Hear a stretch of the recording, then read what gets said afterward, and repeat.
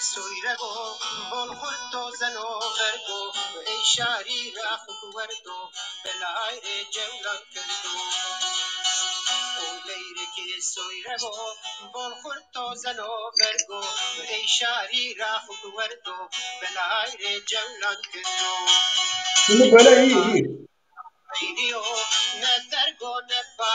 Birazcık bekleyelim türkü bitsin.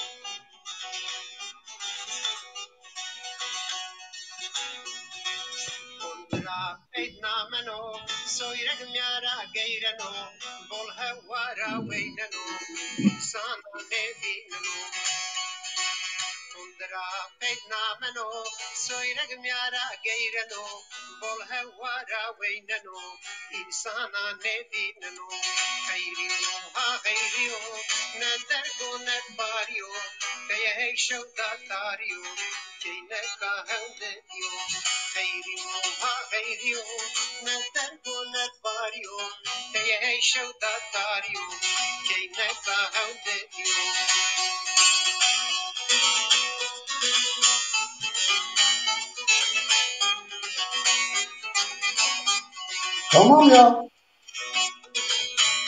Bekleyin. Türkü yarım kalmasın. Hıdır Bey düştü.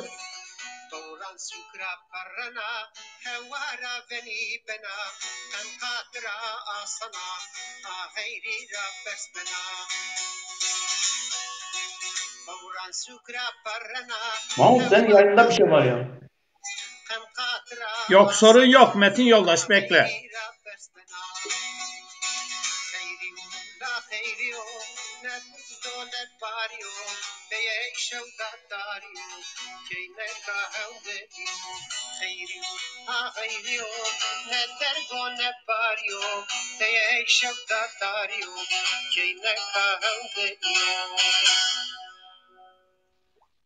Evet, türkümüz bitti. Güzel bir türkü. Türkü Çermuk'tan bir türkü üstelik. Sayın Ağamas'tan parçası, gerçekten güzel besteleri var. Evet, hepiniz hoş geldiniz diyelim. Safalar getirdiniz. Nasılsınız? Açtı mı yayını? Yayın açıktır, evet. Şu anda sizi izliyoruz. Anladım. Metin Bey, Dimli Vacı Mahmudcuğum. Buyurun. Zazacak konuşma. Konuşun, sonuna kadar konuşun. Tamaşa örnek ma emşo gösteri keni tamaşa keni hemen hayramı selamet amı sıra uçma selamı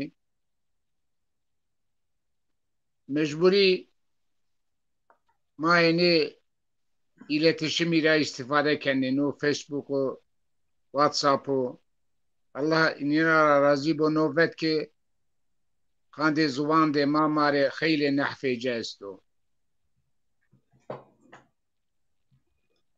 Evet. Gerema ne programa gerema kitabı dimliya haberan dimliya sero tane vinderim.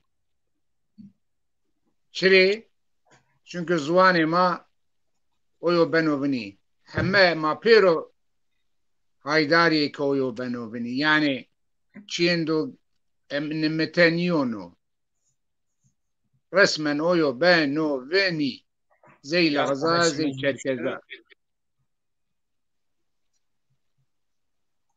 نكا ويري دعوة خورت نيبوسة دعوة خو فيني كانو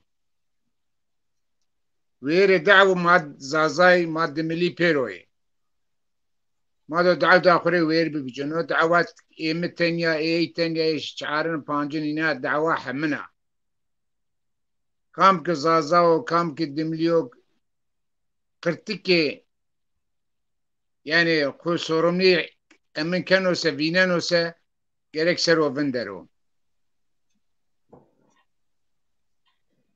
زوان فيني بيت بياسة تنشني بيدي بياري نه پارانا بريني نه رتبارتيلا بياري جوکاره یه پروگراما کامجین دمنی سر و کامجین پروگرام بنو و ببو ما پیر خبر بده و پیا گوشتاری بکره تماشا بکره که یه ده کچه ده پیهت کوتی ده قصی بکره ابونی محمود بگ فرانسا را خیلی امک دانو الله جرا راضی بو انبازه بینی کونی میان هر جارف بجینه ما میان ده اکنا دعوا زازالغای رامنی dernek vaje, federasyon vaje, parti vaje, köy derneği vaje, çiçi vane vaje. Ma pero kaşka pero eyni çımra ma bune na davara ma pero piya biyaye.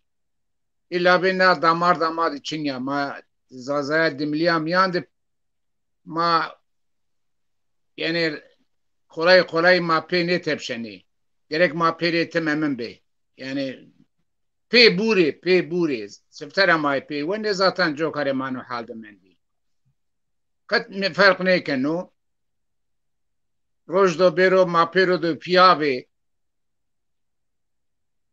تابی نی بیایی شیره قوت لازمو او قوت سی کامو ایک دعوا دا خوره ویر بجنه گرک ای خیلی به ویشی به ایک بنی ویشی نامیان دا ویره نفسی ویره عقلی خورتی کینه خورتی ایدو بویجی که نا دعوا خوب بدومنی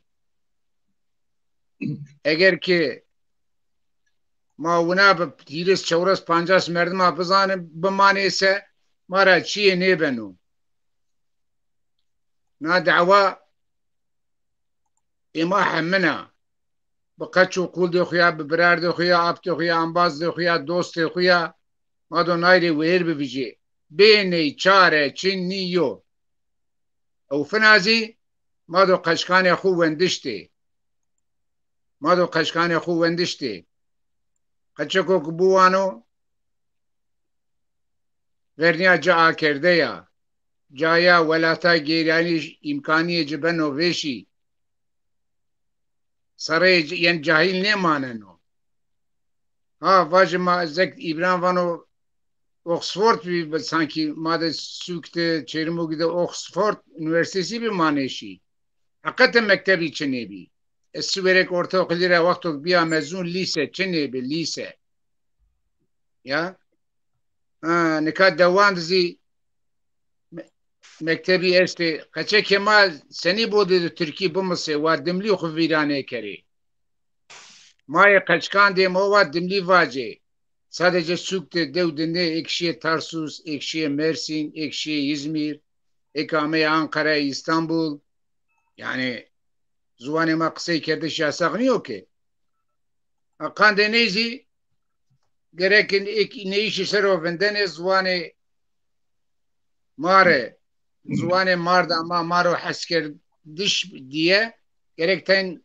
kabati bedi kabati işten de mayın inana una dani İnşallah verene dava vaktu ki veşi edo daha ray rindi bibine inad daha da genci hortiye do gayreti be pe paşti pare uzvanı xovini ne keri. Evet Mahmutcuğum. Çok teşekkür ederim. Yüreğine sağlık. Güzel şeyler anlattınız.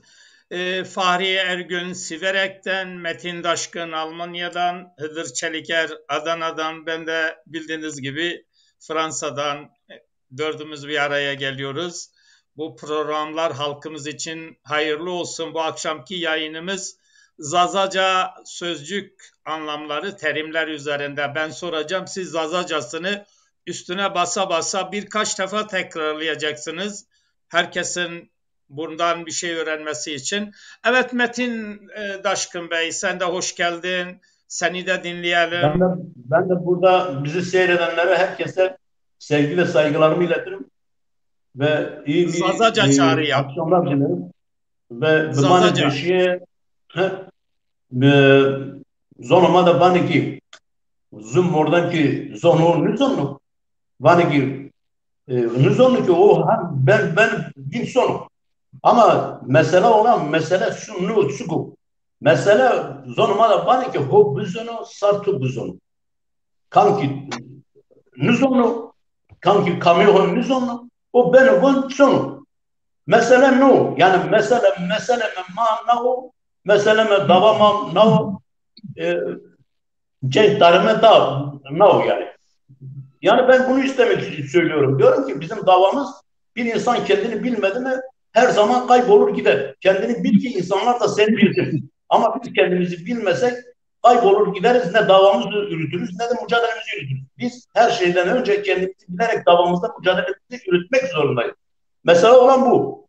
Ben demek istediğim bu. Herkes kendini bilsin yeter ki o kadar. O buzonu ki sardı buzonu. Yani sen kendini bilmedikten sonra kimse seni bilmez yani. Biliyor musun? Çok çok teşekkür ederim. Yüreğine sağlık. Sağ olun, var olun. Sağ olun. Hıdır Çeliker Adana'dan bir Zaza kardeşimiz. Kendisi Diyarbakır'ın bir ilçesinde. Hıdır Bey, siz de hoş geldiniz. Zazaca mesajınızı alalım. Sağ olun. İyi akşamlar diliyorum. Ezi meymanan ve tore Bernal Eslami kana Vero Heyrame Çmal Serame Yek ma tamaşa kene ina Bernal Eslami kana Ezi aynı şekilde Kasım Fahri Hoca'yı ben aynı fikirden. Yani o zaman gereka beni ne bu? Ma beni ne eklim yani zaman ayıbı yani mare ayıbı. Çare ezi senin olsa, seni o olaylaşır olsa tarihçi maya işte her türlü çaba göstermişken esti. Şiir olarak mesela yazırken sağ olsun Fahri abi o gerekenken o. Yani Türkiye var karınca kararınca herkes de saçı yanarsa mavi okey sarf bükre. Bu kadar zamanı bu aynı yani o zaman yani gereken bir ne bu no anda köklü bir zoy çakuca pek kadın uğraştı o zaman. O zaman onu rastgele ne biraz ya. Yani her zaman bunu hatta çok zaman yana meydan sen sar belki haberine yani aynı ben o doğru yani o ray. O hazır zaman bazen sıra çendirken o bakama herkes işte yardım bakımı hele tele payvın darnımı Zek Fahri abi var bakanı var tepe genci daha aktif ve daha meraklı ve inşallah edebileceği no gribado bunu devam kırıyor o da bana caygo bibino. Yani sisteme ma bunu yok ki yani mesela tahmin kana Finlandiya abi yeri tane zuvan sekerdi yeri tane yani zuvan amando kan ve yeri tane devlet o groz koruma ki vininde bu. Zaman yani o durum şey bunun için yok. Kaç imkan bu iyi siyaset imkanında iyi ki işte Vandoğe gerek Kültür Turizm Bakanlığı ile seni ben olsa müracaat seni ben olsa yani şekli yaratmış gibi mali işte seni bir kimse boka burayını mı boka birine bu. Azı sabaca batışımız yandayo tekrar hayırlı yayın olacak, hayırlı sohbetler olacak. Evet, sağ olun, var olun. Hepiniz hoş geldiniz. Tabii bizim yayınımız sözcükleri bir soracağız.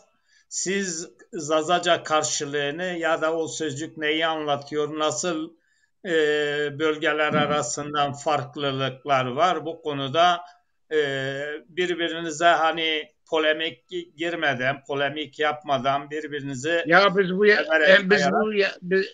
biz bu yaşa kadar bu terbiyeyi polemik almamışsak Yine söylemende fayda var tabii, haklısın. Şimdi bizim Zaza toplumu işte herkes şöyle diyor, yani sarp kayaların sarp insanları. Bizde biraz da hani keçi inadı var.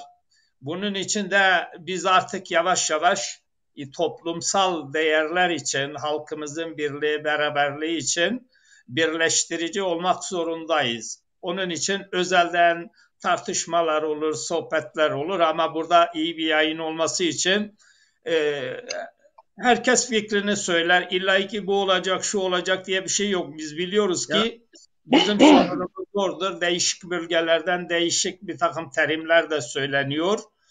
Biz de tabii herkes bu terimleri bölgesine, ağız diline göre, bir de sonuç itibariyle tabii isterse bölgelere göre kim ne derse desin, hangi isimle adlandırılırsa adlandırılsın, uluslararası kimlik olarak halkımızın, yani Zaza kimliği ön plana çıkarmamız lazım. Biz biliyoruz bazı bölgelerde şu denilir, bu denilir. İnatçı davranmaya gerek yok. Uluslararası şeyler kabul görmüş. Zaza ismidir. Halkımızda kimisi Zazak ediyor, kimisi Demirk ediyor, kimisi Kırmançk ediyor, Sobe diyor, Hızırındili diyor. Artık bu küçük terimlerden yavaş yavaş kurtulmamız lazım. Yani bir ağacın bir gövdesi var, dalları farklı olabilir. O tarafa çekebilir, bu tarafa çekebilir ama ağacın gövdesi ağacın dallarını, çiçeklerini bir aradan tutuyor. Sizler artık bu halkımızın bir gövdesini oluşturacaksınız. Yani birliğin oluşması için bir kimlik, bu kimlikte yani çok eskiden beri Zaza terimi olarak geçiyor. Peki, hayırlı akşamlar diliyorum size. Tamam. Bir şey soracağız. Görevli, siz ne diyorsunuz? Görevli, Türkçesi görevli, Zazacası nedir?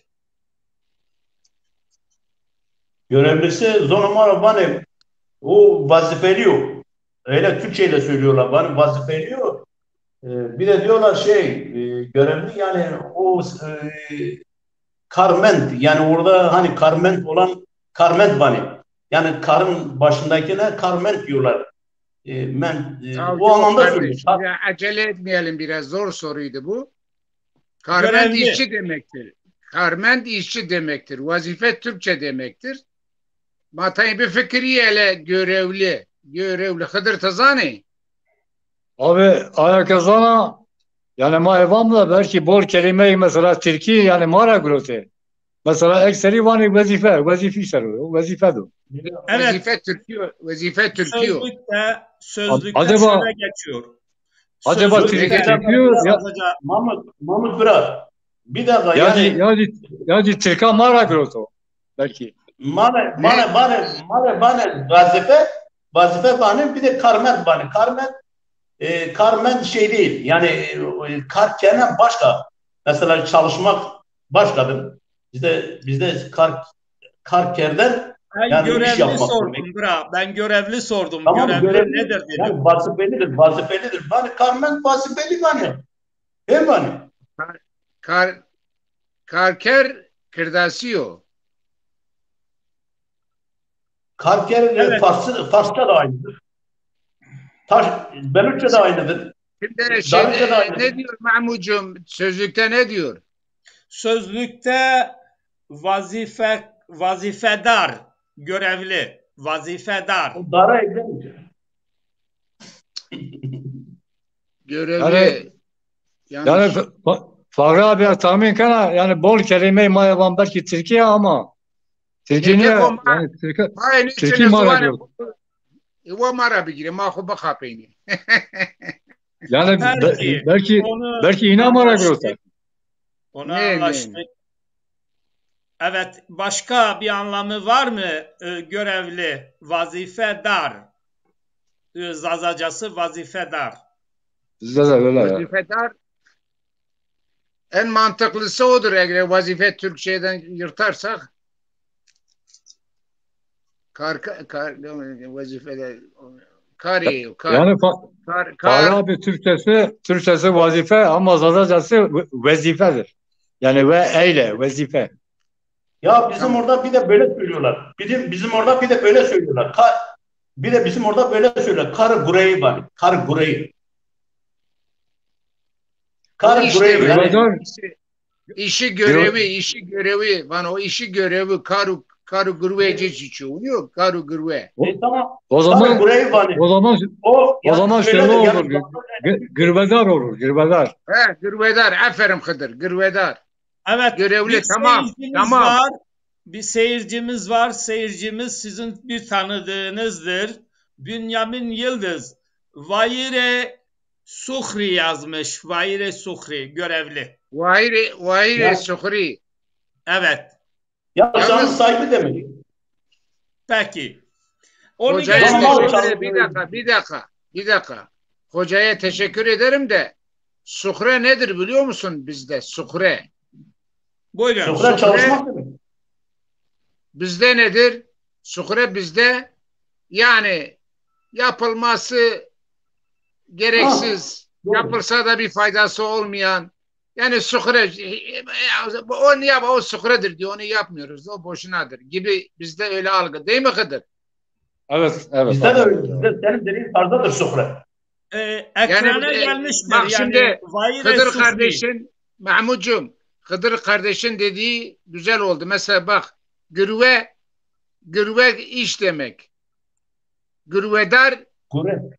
iş sahibi yani görevli gibi iş gürve. Gürveyi iyi noyu diye falan yani o da sen daha Peki, zor çok yerden teşekkür başladın. ederim. Çok Ya terimler ben bir var. şey söyleyeyim. Sırasıyla Yani soracağız. bu şey niye ne karı buraya doğru da değil mi? Karı gürve işi karı demek Eko.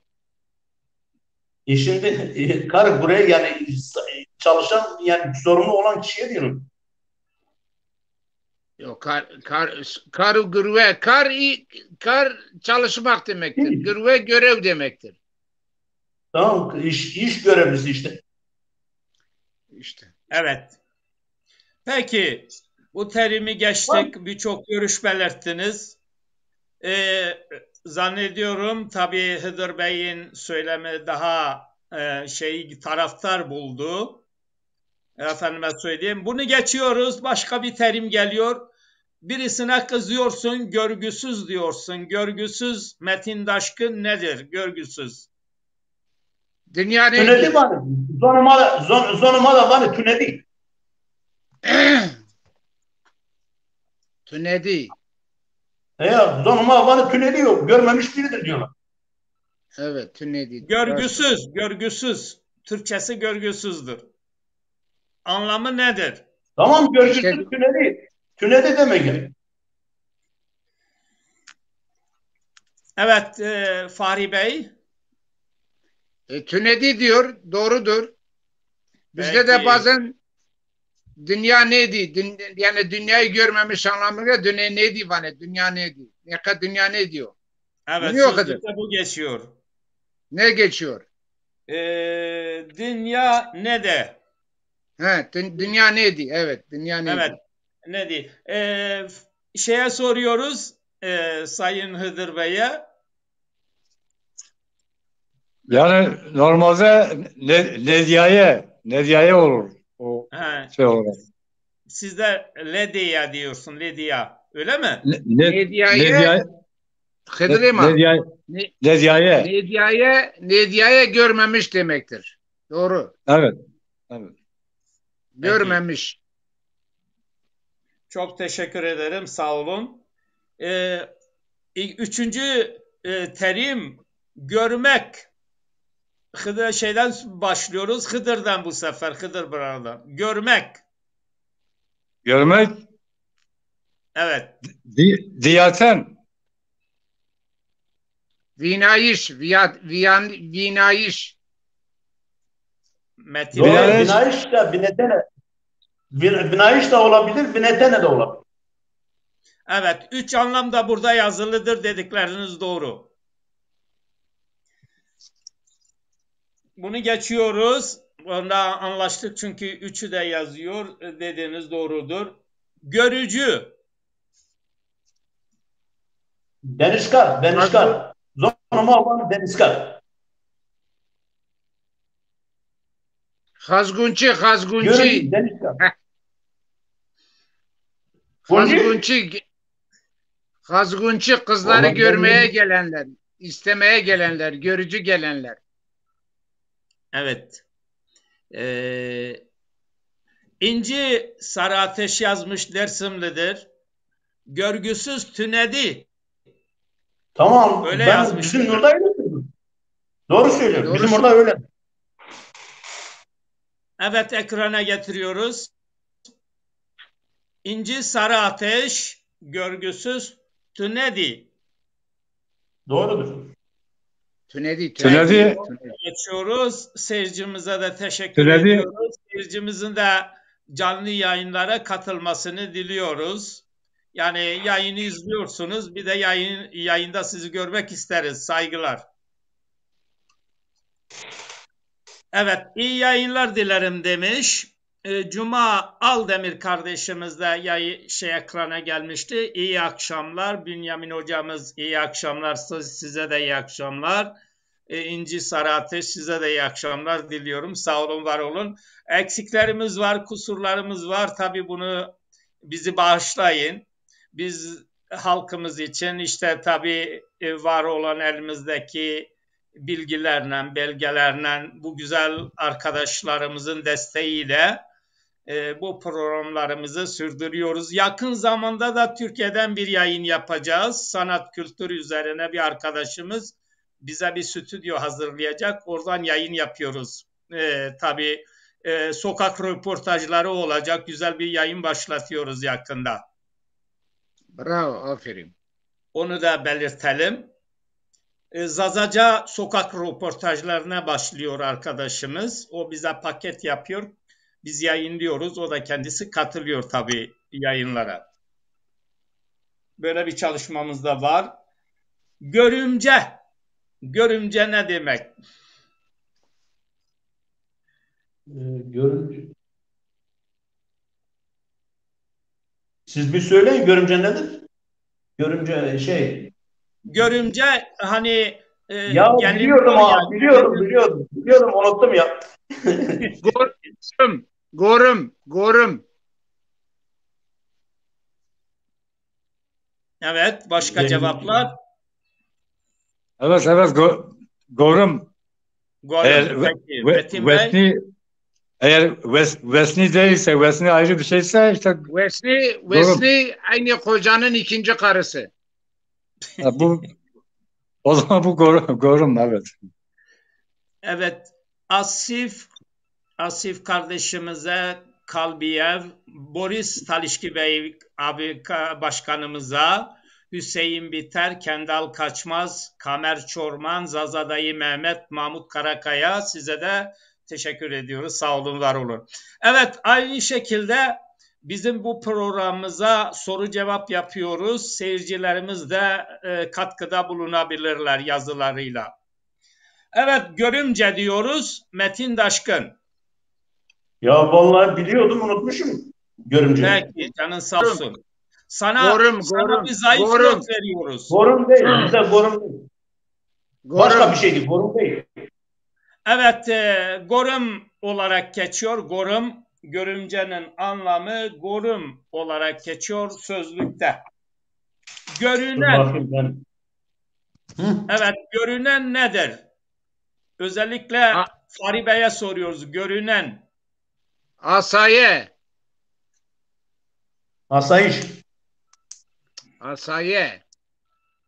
Görünmek. Asayiş ne bana? Asayiş. Evet, Bey, sizi dinliyoruz. Asayiş. Evet. Görünmektir. Asayiş. Tabii doğrudur. Doğrudur. Asayiş doğrudur. Peki, aynı doğru söylediğiniz doğrudur. İyi not veriyoruz. İşte görünen. Siz de sonunda bana not vereceksiniz. Zayıf mı vereceksiniz onu bilemem tabii. Bir de görünen. Yani hani bir şey göründü ya da görünüyor, görünen. Asenu. Görünüyor. Hasan doğru. Görünen. Hasan. Görünen. Hasan o görünen işte görünüyor. Yok yok bizde de böyle diyorlar. Asenenon. Asenenon diyorlar. Hıdır Bey. Senin Evet, dediğin doğrudur. Bizde bir de diyorlar Asenenon. Yani aslan kullanıyor. Asenenon yani. Diyaya Şimdi- demişler burada. Çeşitli bölgelerden bazı yerden diyaya, bazı yerden aysaya, vinaya. Vina o da Vina- olur. Asa vinaya zibeno, asaya zibeno. Asana. Peki çok Bir teşekkürler. de böyle var bizim burada. Bir de bizim orada böyle var. Diyayiş, diyayiş. Evet. Diyayiş. Ya iş görmek işte. Görmek. Evet, seyircilerimizden gene bizi destekleyen kardeşlerimiz var. Efendime söyleyeyim, İnci Sarateş, Aseno, Tabii, Dersim bölgesinde. Aslan. Peki, As- bunu da Hasan o ekrana getirdik. görünüyor. Evet, görünüyor. Aslan- Aseno görünüyor. Asayayiş yani. Evet. Peki, görümce karşılığı bacike yazmış. Bacike görümce ilave. Vallahi onu bilmiyorum. Bacıka yok ya. Bizde yok. Peki, bir de görünmez vardır, görünmez. Ne Hasan'ın, ne Hasan'ın. Evet, doğrudur, doğrudur. Burada öyle yazıyor. İtiraz eden, Yok. Yok. Doğru. peki kabul ediyorsunuz. Neymiş? Görünmez. Metin Daşkın. Ne Hasan'ın. Peki, teşekkür ediyoruz. Ben de. Görüntü. G ile gidiyoruz bugün. Görüntü. Yani ekranda Evet. görüntü. Hani görüntü. Bana var görüntü bana seyir var yani bana bir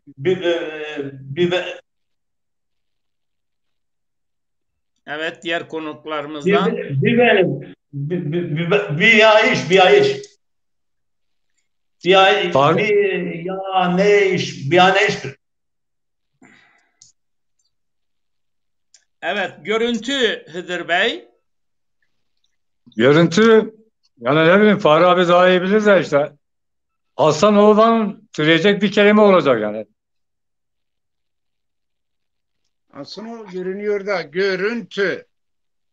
Kardeşim sen Aysen bizim o. sözlükle gitme. Bana bak Mahmut Bey. Evet. Keko. Şimdi biz Buyurun. daha nerede sen bizi ilkokul mezununu götürüp Sorbonne Üniversitesi'yle imtihan ediyorsun. Bizim Zaza dilimizi Türkçenin grameriyle, sözlüğüyle şey yapma gözünü seveyim. Bizim önce ana kelimelerimiz. Tamam mı? Öyle mişli geçmiş, dili geçmiş, dil bilgisine daha çok var. Biz daha kuru ekmek bulalım yemeğe. Sen bırak şimdi bize bilmem Abi. en lüks yemek hangisidir onu da bilmiyorum da yani Abi yani şimdi Zaza çocukları dünyanın hangi hayır okuluna ben gitseler- anlatamadım. Şimdi daha Buyurun. yeni öğrenen bir çocuğa ya da yeni öğrenen bir adama İşte olmaz. Yani biraz sen hafif tut soruları. Faydası çok yararlı hafif. olsun. Vallahi senin çok sorun- hafiftir. Çok hafiftir. Bir dakika. Kendimi de düşünüyorum. Yani benim durumum da iyi değil. Tamam da Onun için sen önce görmeyi öğren sonra görüntü, görünmez yok bilmem ne. Biz bence yok, şimdi sıradan gideceğiz. yapabileceğimiz Ben bir şey belirteyim de mesela bizde televizyona baktığı zaman diyorlar caya asnayiş yani. Caya asnayiş yani. O Yani asnayiş görüntülemek. tamam işte caya asnayiş diyorlar ki televizyonu yerine caya görüntü yer yani. Görüntü yer diyorlar. Yani şimdi biraz Mahmut senin ben şeye katılıyorum. Ergün buraya katılıyorum. Yani şimdi ben neden katılıyorum diye şimdi sen bize öyle sorular soruyorsun ki sanki yani dediğin gibi yani biz onları sanki bizi imtihan ediyorsun. Ya bizim halkımız bizim yarımız kadar bilmiyor ki. Onlar öğrensin gayet.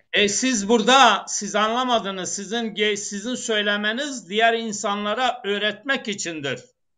Tamam da öğreteceğimiz şey var. Ama şimdi biz ilk defa mutfağa giren bir adama çorba mı öğretirsin yoksa bilmem ne böreği mi öğretirsin? Önce bir çorbayı öğrensin. Abi o zaman ben moderatörlüğü sana bırakıyorum. Buyurun sen soru sor. Ben dinliyorum sizi. Buyurun. Estağfurullah ben sormak yani biraz hafif tutuyorum. Yani kelimeler üzerinden. Ana kelimeler. Evet. Metin Yoldaş sen moderatör ol. Sen soru sor. Arkadaşlarımız cevap versin. Ergün Buran'ın dediği doğrudur. Yani şimdi geçmiş zaman, mişli zaman, gelecek zamanlarda soru sorma. Benim bir ismini söyleyeyim. Ama gelmiş geçmiş benim elimde sözlük var. Ben sözlüğe göre gidiyorum. Normaldir. Yani ya adam sorar kitap nedir, duvar nedir, sandalye nedir, o nedir, bu nedir söylesen. Görünmez, görünecek. Bu gibi kelimeler. Şimdi siz bir otoritesiniz. O kadar paylaşım yapıyorsunuz. Küçük bir sözcük karşısından yani böyle düşünmeniz yanlış. Hatta şairdir. Mahmutcuğum küçük bir soru değil bu. Bak sen soruyu sorduğun zaman biz kemküm ediyoruz, bilmem ne yapıyoruz. O böyle ya bu yani ben Zazacam'ı ilerletmek derdinde değilim ki ben zaten biliyorum. Yok biliyorsanız ne güzel işte cevap veriyorsunuz. Abi ben biliyorum ama ben bir Türk arkadaş bile dil bilgi kip, şart kipi, edat kipi, zarf nedir bunlar? Bunlar yani bu dil bilgisinin en derin yani bu artık doktora tezi gibi sorular bunlar. Geç sen biraz hafif sor, hafif. Bak Mahmut soru sorayım. Peki ne diyelim yani? Gözü kalma. Mahmut geç onu, geç. Mahmut bir şey belirteyim de bak şimdi mesela diyelim ki Metin Daşkın. Mesela diyelim ki bir örnek vereyim. Diyelim ki Binetene. Mesela biz zaman Binetene mesela bir arkadaşlar da diyor ki Binete iş. Şimdi mesela ez Bineten tu Binetene ez Binet bu bak şimdi bak bunun nedir biliyor musun? Bu fil çekimlerinde mişli ve geçmiş ve gelecek zamanları anlatan bir kavramdır. Yani şimdi bu fil çekimlerde böyledir. Ama şimdi biz burada fil çekimi çekmiyoruz. Onun için Ergün Buran'ın dediği doğrudur. Yani biz burada fil çekimleriyle uğraşmıyoruz. Biz burada fil çekimlerinden sonra dediğin akla gelir. Mesela diyorsun ki ben gördüm diyorsun. O gördü diyor. Siz gördünüz diyor. Onlar gördü. Biz gördük. Böyle bu tarzda söyleniyor. Biliyor musun? Ama biz burada fil çekimi yapmıyoruz. Yoldaş çok itiraz ediyorsunuz. Gerçekten ben de size itiraz ediyorum. Mahmut Bey. Birazcık da seyirci ne diyor? Bir seyircimiz bence moderatör çok güzel kelimeler soruyor. Gelişime katkı sağlayacak kelimeler beyin jimnastiği bir nevi diyor. Böyle yazmış seyircimiz. Şimdi sorun şudur. Bir dakika. Biz beyin jimnastiği için konuşmuyoruz ki bizim beynimizde sorunumuz yok. Yani beyin jimnastiği Cihan'ıma teşekkür ederim. Cihan'ıma teşekkür ederim. Bizim amacımız senin dediğin gibi dilimizi bilmeyen, az bilenlere yavaş yavaş öğretmek demiştin. Sanki üniversitede tez hazırlıyormuş gibi oluyor. Çok zor, gerek yok bunlara. Kelime oyunu var ya televizyonlarda çıkıyor kelime oyunu. Bir harf aldım, bir harf daha alayım. Yani bu biraz abisi. Şimdi bir dakika ben Mahmutcuğum ben bu arada bir ortam yapayım, bir şiir okuyayım. Yine devam edelim. Oku. Gene bir iki seyircimizin şeyi var. Bekleyin bir dakika. Ali Altay Asena görünüyor yazmış. Seyircilerimiz de katılıyor. Buna sevinmelisiniz. Seyirciler de katılıyor. Ali Altay Aseno görünüyor diyor.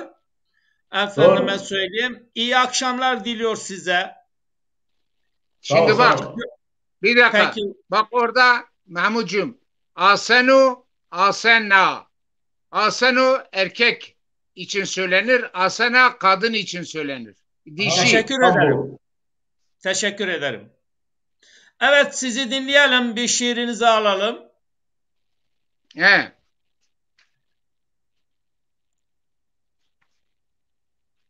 Lapsarese.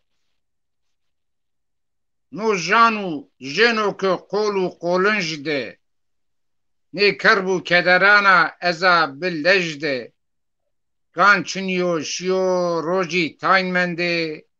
Tame negrot be tamande derdi. Hay kadero mova adet bunayo. Raverdi mengi sarri çimmi rayo.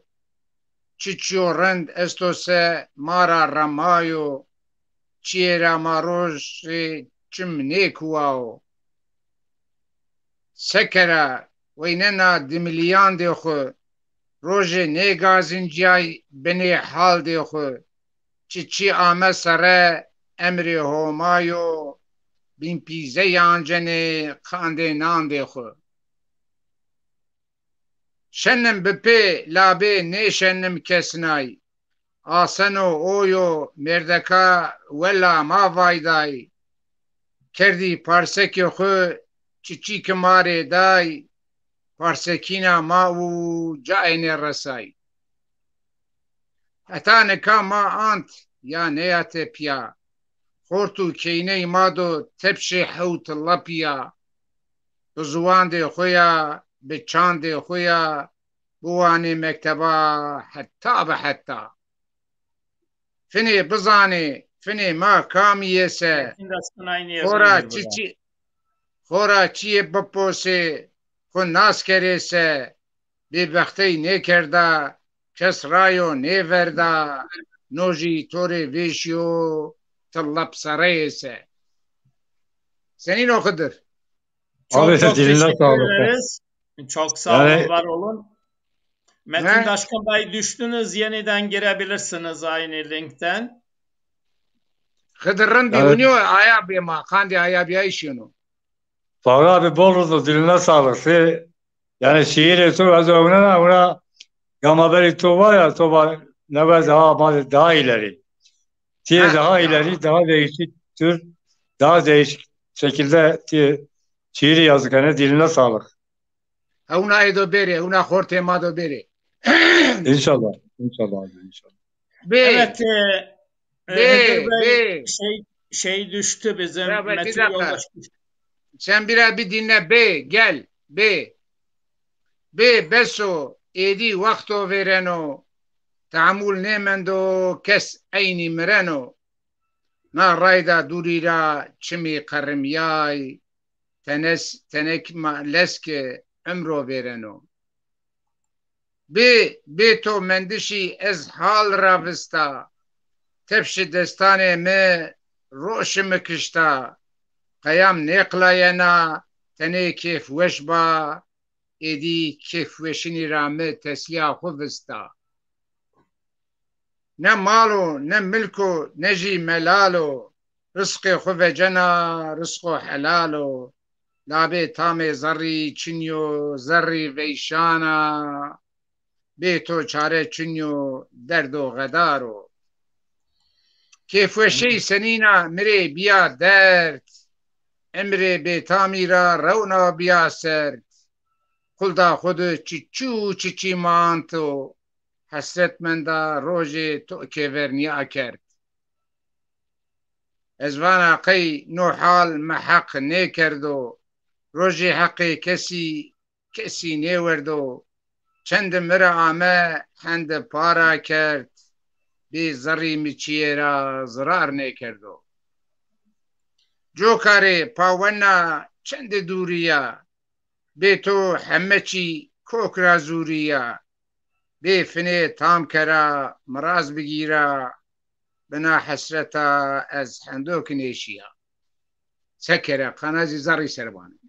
Maşallah, maşallah. Fahri abi kanatlara şey yaparsın. Bada kanete. Mesela Ezakana Baca işte eline diline sağlık. Amele Sağ olun, dimliya var olun. vazaki var. Hala destu kolan de todo mavani. Seni? Ya Metin yoldaşın şeysi Ama destu çekmiyor. destu kolan de todo bavani. Çünkü atanika zuvan de mara çiğni bir şey, zuvan ila çiğni abne bir çok arın evani. Ancak ma zengen kenao madari bernay meşe bernay çok arın ve kuvvet bu destu kolan de todo. Bir saray çiniyor. Zuvan çiniyor. Ma de teşekkür için tıpı zannı ma çünkü. Bazı teşekkür ediyorum. Var ve Faridayı ve Sıvar ve Faridayı İnci Sarıataş, Cuma Aldemir, Fari Usta ağzına sağlık.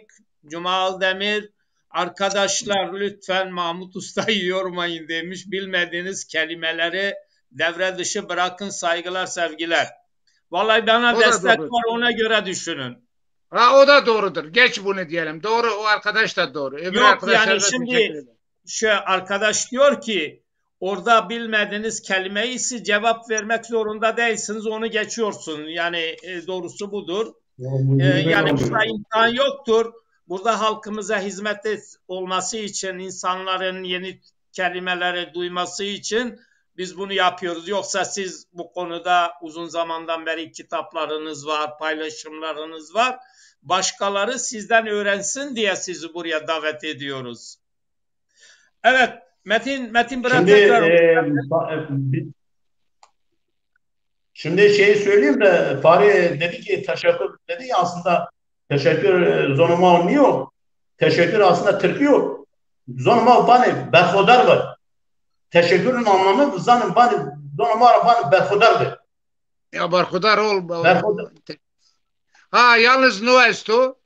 Ma günaydın esto ya günaydın. Günaydın. Bonjour. Bonjour. Bonjour. Bon nuit. Günaydın. Roj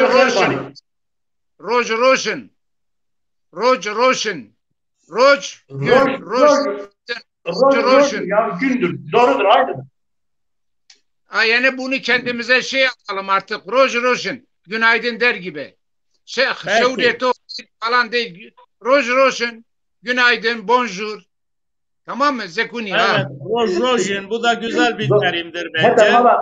Hete mala bari biraz. Hete mala hem yemani. Bana soru khair bu. Ya tamam mazivani ama artık bunu değiştirelim yani. Rojin günaydınımız da olsun. Bir kelime ilave edelim. Vallahi güzeldir. Bence güzel söylüyor. Vallahi, bence güzel sen söylüyor. kabul ettirebiliyorsan Vallahi olsun.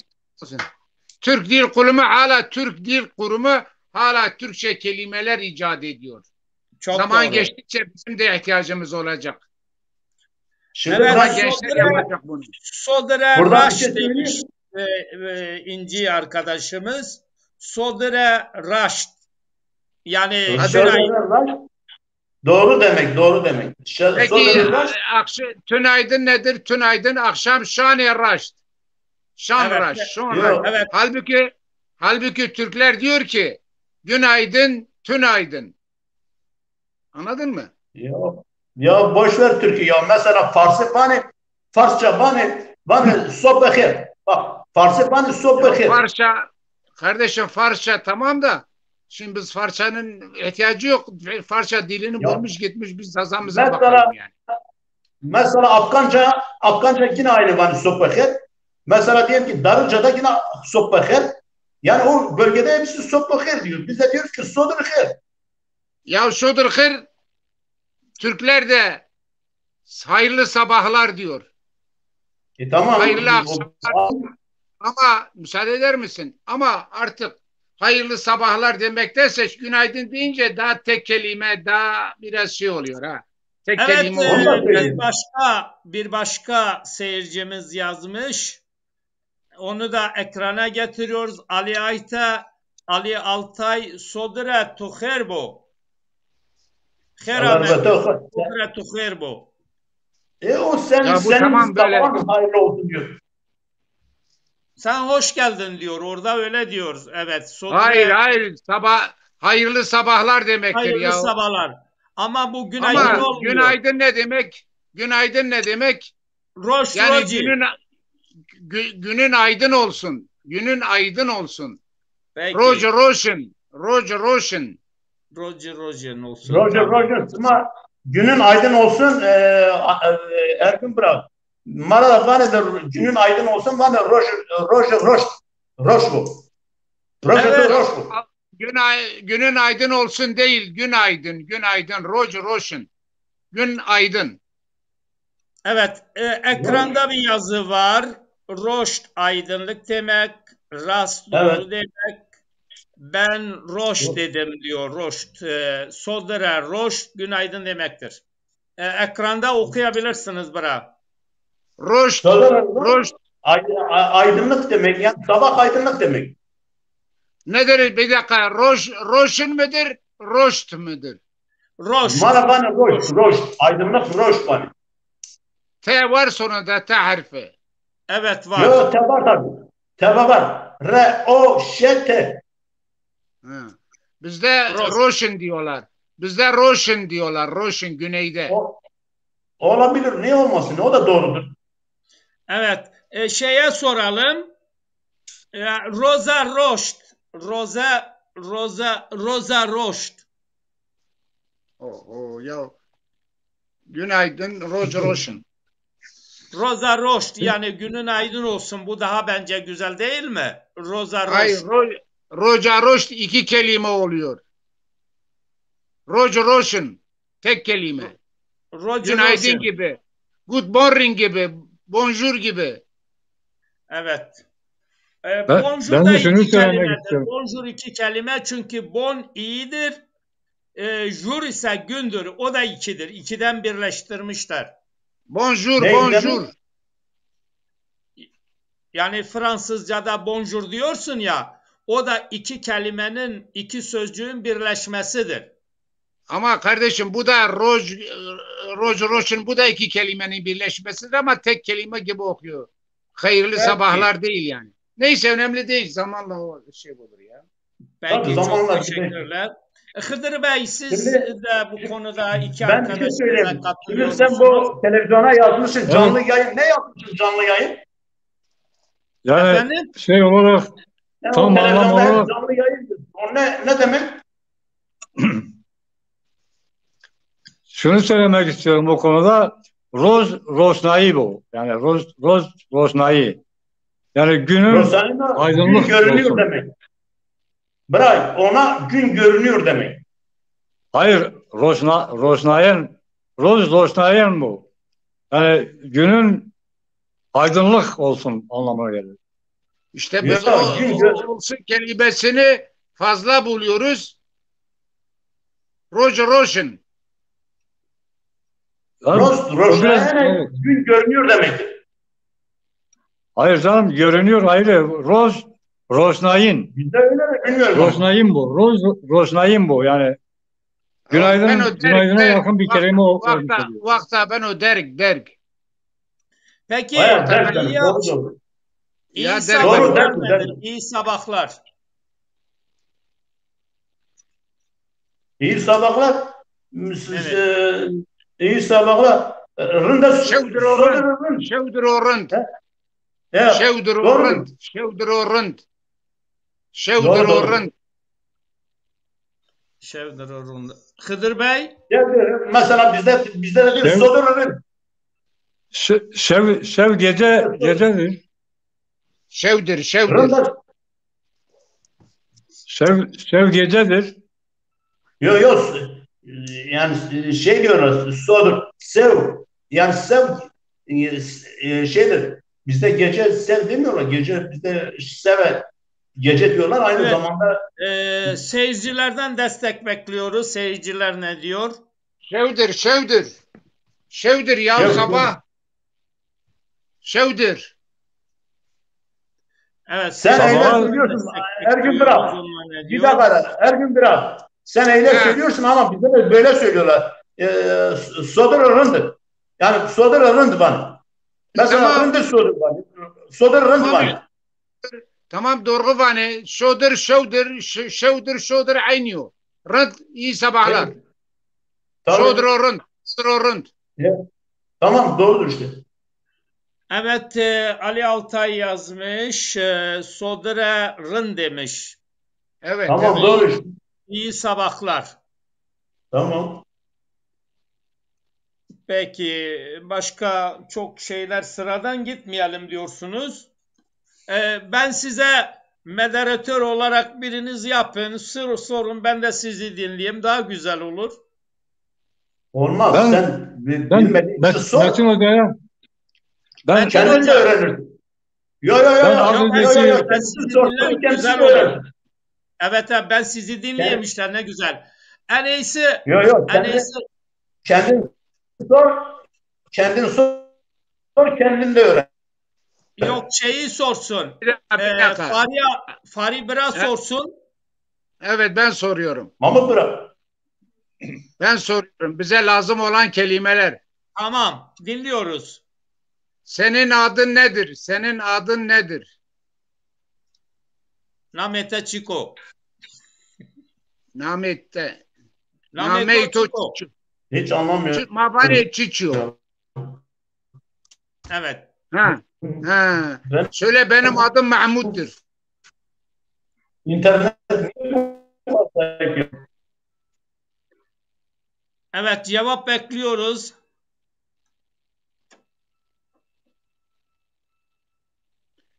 Nereden geliyorsun? sesin gelmiyor bana ya.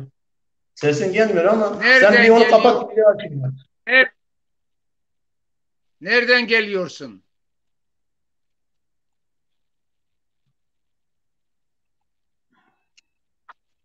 Hadi. kime? Ya Allah kelim Allah. şeklinde Kime soruyorsun? gitmek daha güzel olur bence. Ya Ses geliyor söyle, mu? bu cümleler lazım. Sen bilirsin.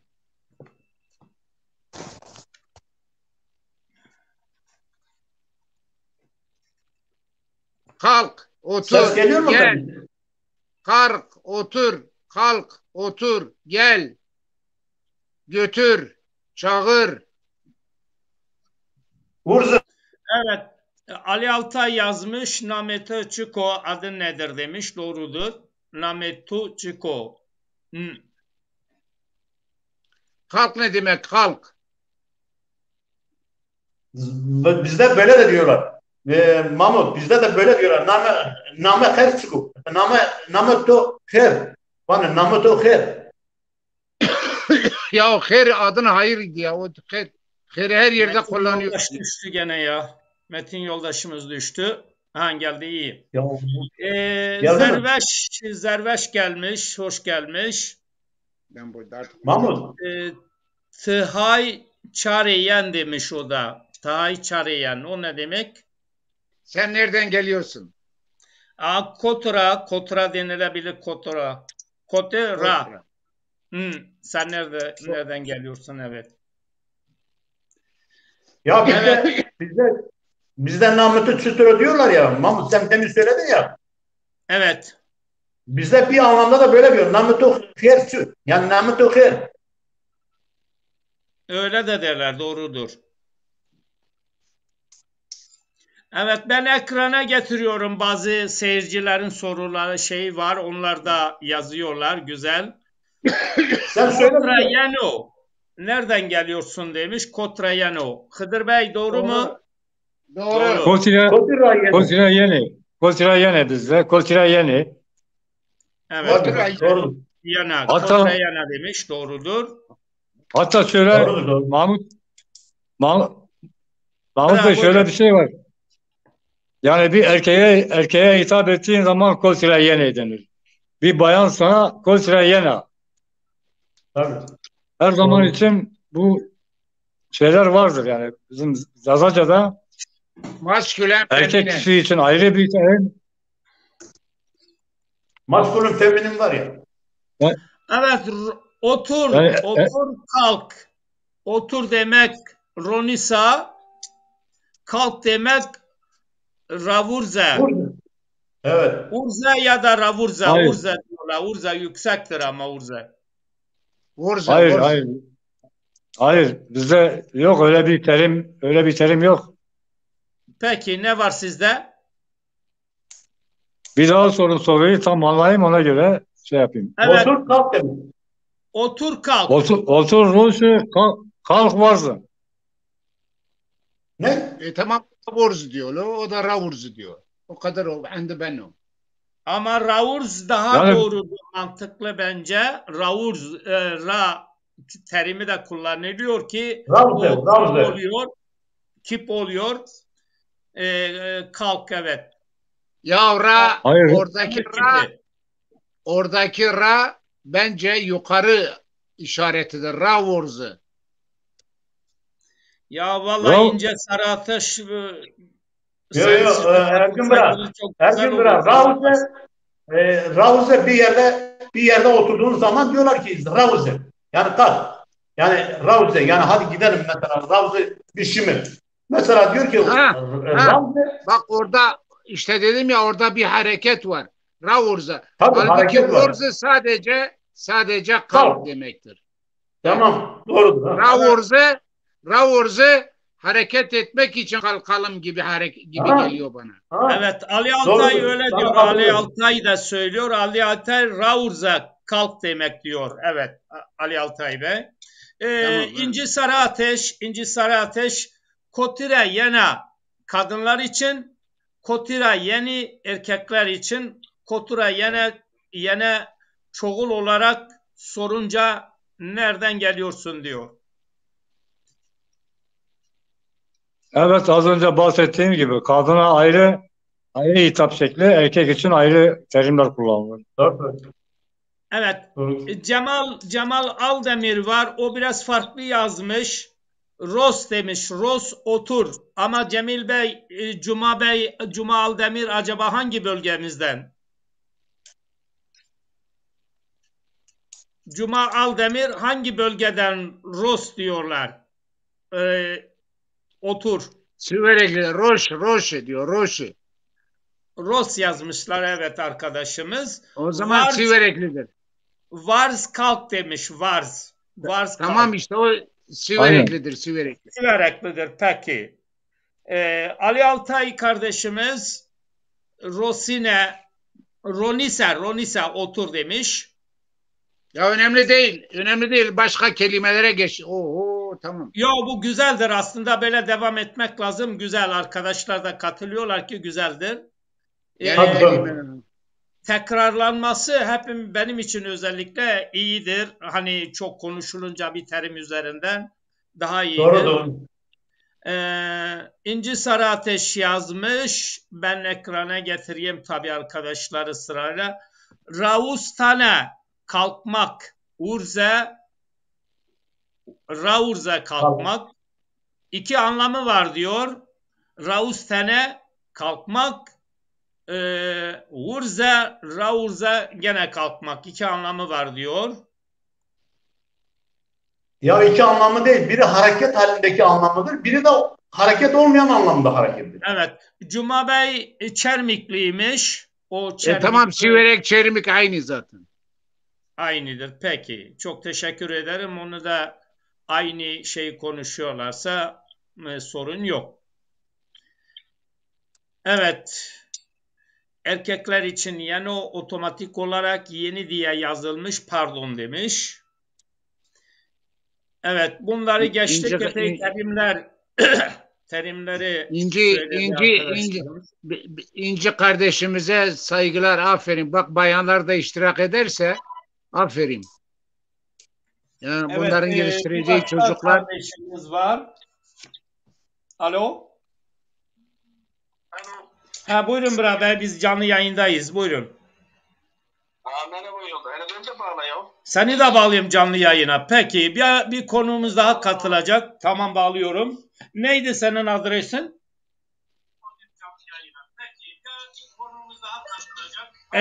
Gemailini at bırak. Evet, Dersimli bir kardeşimiz daha geliyor. Diyor ki Metin Daşkın aradan kalmış diyor. Ben de onu destekleyeceğim diyor. Şaka ediyorum, öyle bir şey yok. Yok bir şey olmaz. Ben aradan kalmamışım. O arkadaşımız gelene kadar bir şiir kimden dinliyoruz? Vallahi ben şiir okumuyorum. Ali Bey'den. Evet. Hüseyin 24 yazmış. Hüseyin 24 Roze demiş. Rose. Erzincan şivesi. Çok teşekkür ederim. Evet.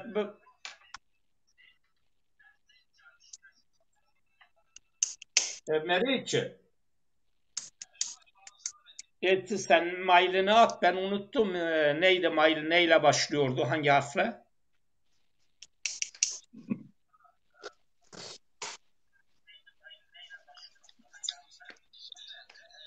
Ya bu arada hani seyircilerden de yardım isteyelim. Bir de Metin Hoca'ya da sormak istiyorum.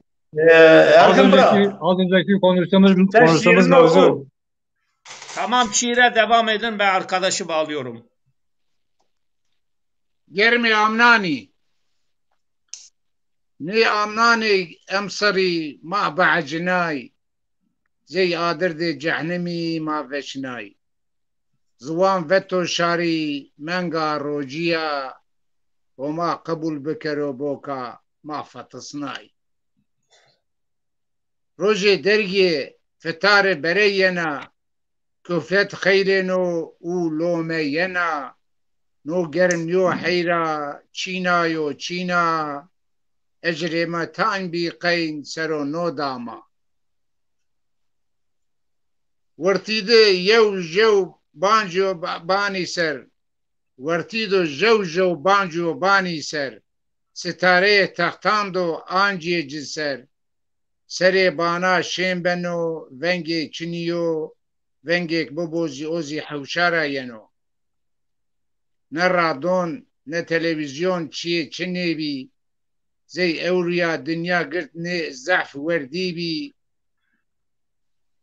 خبرو olmuşiye ki veri biye tarihu kitabane ma istaniki bi tayn istaniki kelime tayni dergi bi hürgü jevide marifete ferasete bi hele korde bu akeyna padişay hemenim yandı ne makbuli bi bani duz nebi nizmu berzi bi şari sero jev made hire loği bi نزدی جنبیم شو شکایه سه لغا بند وات دماشکلی بی شوک آشمی بی استاری کای کرده چمه ما آزمینو جو جو جا کرده کوما سکرا شوپا کادزا ایره ورده چعارن ملو سلاجه برده آهونکه شفاق ما مست کرده آگرمه روز و شانی گروت برده وقت بیه پیشای ما ورغانی را بیری زمستان و سردی کرده. Evet. Evet, çok teşekkür ediyoruz. Bir arkadaşımız bağlanacak. Onu bekliyorum. Buyurun. Biterimde siz söyleyin. Bakalım diğer arkadaşlarımız ne cevap verecek? Bir terimi ben söyleyeyim. Haberler nedir? Haberler. Haber. Haber değil. Sen bak işte Türkçe gittin. Diğer şeyler Ergün ve Buraya söylüyorum. Diğerlerine söylüyorum. Peki buyurun. Haber. Hıdır Bey. Haberler. Bize de haber diye geçer. Yalnız şunu söylemek istiyorum. Ben az önceki Fahri abiyle konuştuğumuz mevzuyu yine Metin hocamdan da hani ona da sormak istiyorum, dinlemek istiyorum. Mesela az önceki şiire karşı teşekkür edeceğim. Veyahut da işte yüreğine diline sağlık diyeceğim. Şu yüreğine diline sağlıkın zazacası bana hem seyircilerden bir yardım isteyelim hem de yani bir neticeye bağlayalım. Doğru. Bana berhavader ve kalbu bar ve ondan sonra diyor zeratör beşlo zeratör böyle Kadir. Abi. Buyurun. Homa zarru zuvan de todo bu. Ha? Sima bana homa ma bana hak. Ama Allah dilinle yüreğinle bir olsun dediniz. Öyle oldu. Allah yüreğin ve dilinde olsun. Ama biz onu o değil mesela. Diline yüreğine sağlık. Zanahora, zerahora vesbu yani. Zade tori ve şey. Ya. Yani işte. Ya. Yani Doğrudur. nihayetinde bir hani yazılım dili olacak, ortak kullanılacak şeyler üzerinde kelime de olsa sabitlesek daha faydalı olur. Bir dakika, sağ olasın, bunu bir şeye bağlayalım dedim ya, ben en son diyorum ki zarri uzvan de tori ve şey. Sağlık, evet. Evet, en güzeli Zerreş Neza demiş ki haber. Keko, zarru uzvan de tori ve şey. Aynen, tamam, katılıyorum. Doğru. Bunu bulduk. Aferin. Bak üzerine durdum, bulduk. Bunu bir yere not edelim, not. Bu yerini buldu, evet. Evet, zarru uzvan de tori ve şey. Ağzına sağlık. Pardon. Bir de teşekkürü netleştirebilseydik. Aferin, bak İnci sarı uzore tori ve şey. Veşbu güzel olsun. Sağlık ve şey demek. Zarı zone bu. tori ve şey. Hoş geldiniz. Sağlık. Zarı zone tori ve şey bu. Sağlık olsun demiyoruz. Sağlık diyorsun. Evet. Zarı zuvande ve şey. Ve şey bu sağlık olsun demektir. Tamam. Evet, hoş geldin. Bir de teşekküre ortak bir şey bulalım da teşekküre. Merhaba, iyi akşamlar. Sizi gördüğüme sevindim. Biz de seni gördüğümüze sevindik. En eski yoldaşlarımdan biridir Hasan Kılıç. Neredeyse 30 seneden beri arkadaşlığımız var. Eski arkadaşlarımızdan. Devam ediyor arkadaşlar.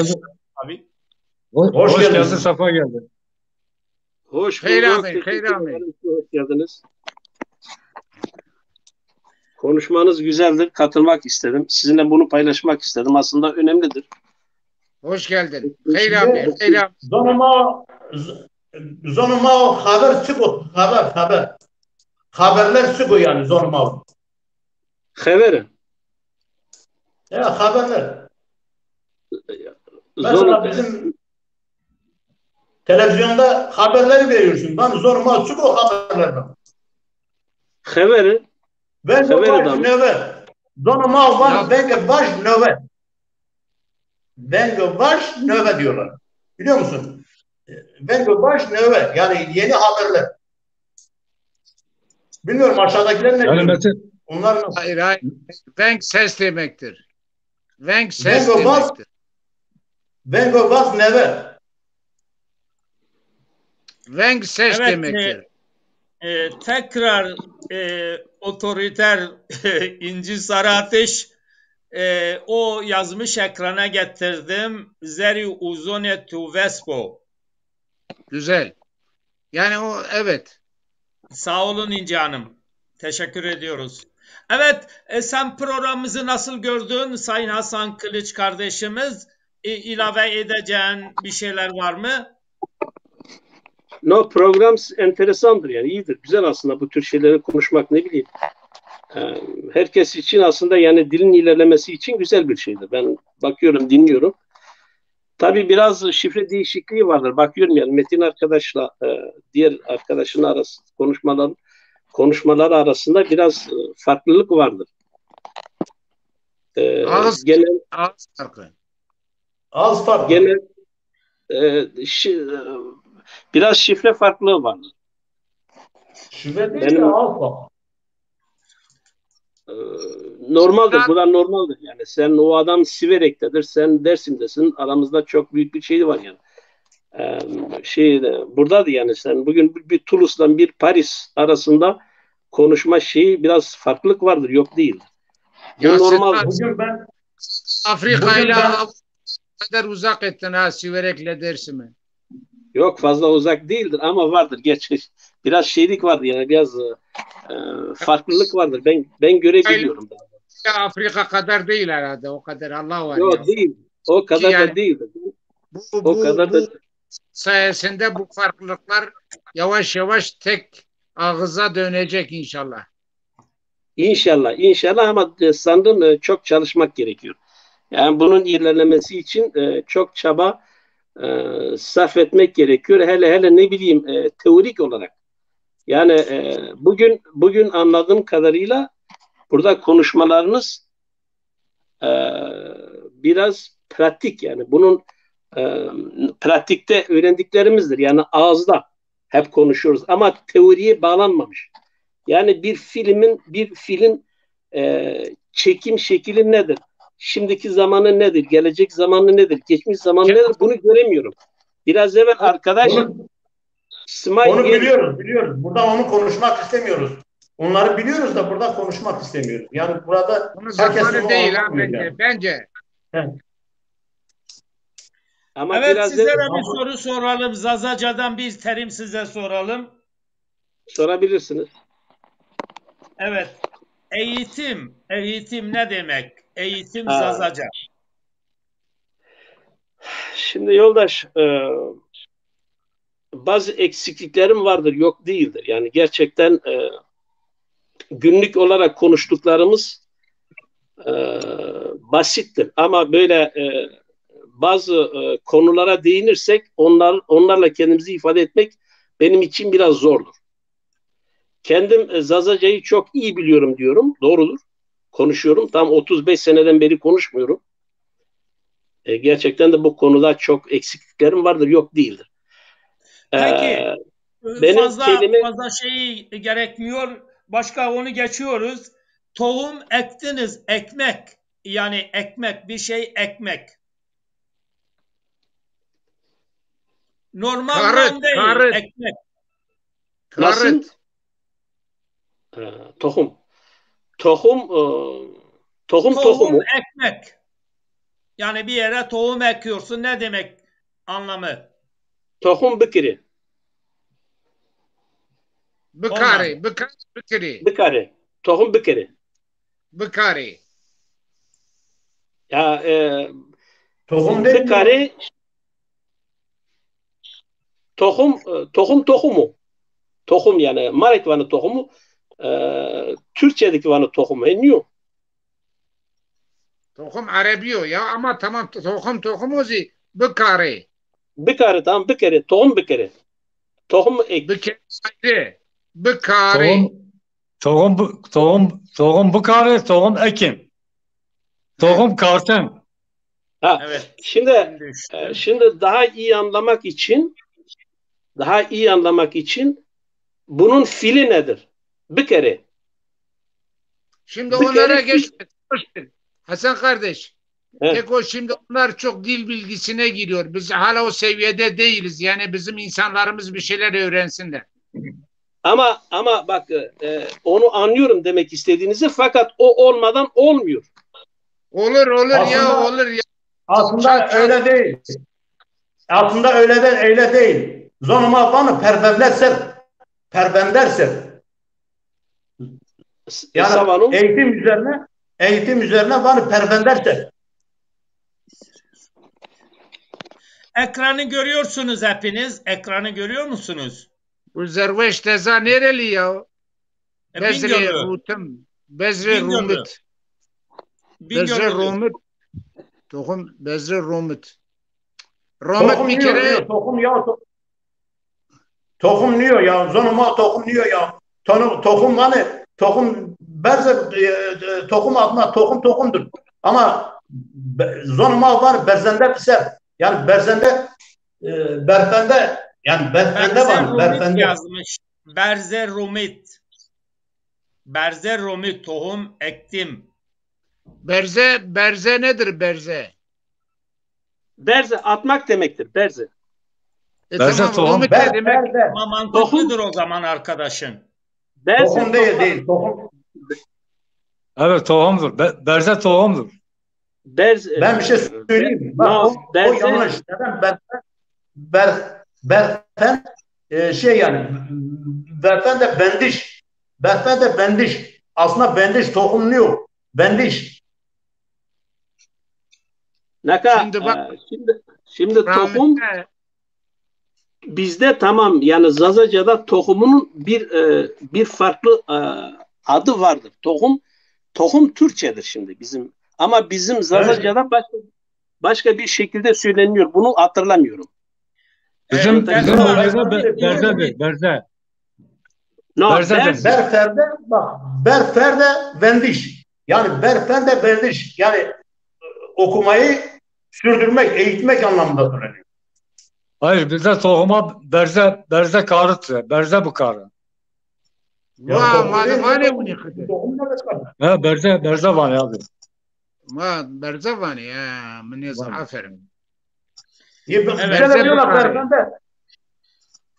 Aynıdır. Sizde de aynıdır. Bizde de aynıdır ama tohum yok. Tohumun yerine bendiş var. Evet, inci sarı ateşe dönüyoruz. Ya görüyorsunuz ekranda.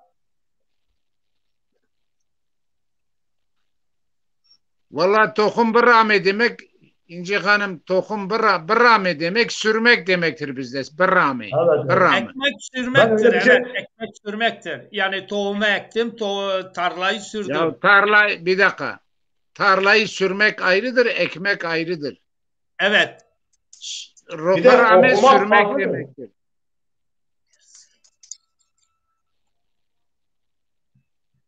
Evet, arkadaşlarımız yazıyor. Gene Siverek'ten bir arkadaşımız yazmış. Tohum bikari. Bikari tabii canım. Tohum bikari. Senin işine geldi, sen Sivereklisin ne de olsa. Ya sizin bu sorduğunuz soru ne? Tohum ekmek. Evet. Tamam. Hele tohumu ektik, biraz yeşersin, bırak devam et ya. Tohum ekmek mi söylediniz siz? Mahmut Bırak. Evet. Tohum ramerdir. Yani tohum ramerde diyorlar. Tohum ramerde diyorsun. Peki. İtiraz eden yok. Ben dedim belki okumak üzerine söylüyorsun. Yok. Ben anlamadım. Değil. Doluk nedir? Doluk. Ne? Doluk. Ben Türkçesini bilmiyorum ki Zazacasını bileyim. Doluk ne? Ne demek o? Kömez. Mühendis, mimar diyor ki ben bilmiyorum diyor. Beni üzüyorsun. Doluk nedir? Doluk nedir? Doluk. Kömez. Kömezdir. Türkçesi kömez. Kömeç nedir? Onu da bilmiyorum. Tohum demektir demiş. İnci sarı doluk tohumdur demektir. Hayır. Kıdırtı ziyerzen ya İbrahim'in hatta demektir. Gömeç. Ne abi ya? Toluk ne demek gama ben o? O toluk ha. Toluk ha. İşte var bana. Vano doluk. Doluk yani diyor. doluk ha. Doluk diyor ya. Bir toluk levane toluk. Belki o vakit yöneti diyor bana doluk. Evet. Bu şeyi değiştiriyoruz. Başka bir kelime geliyor. Biz doğru dedik. Çok dedik. Bu sefer eksik nedir Zazaca? Eksik.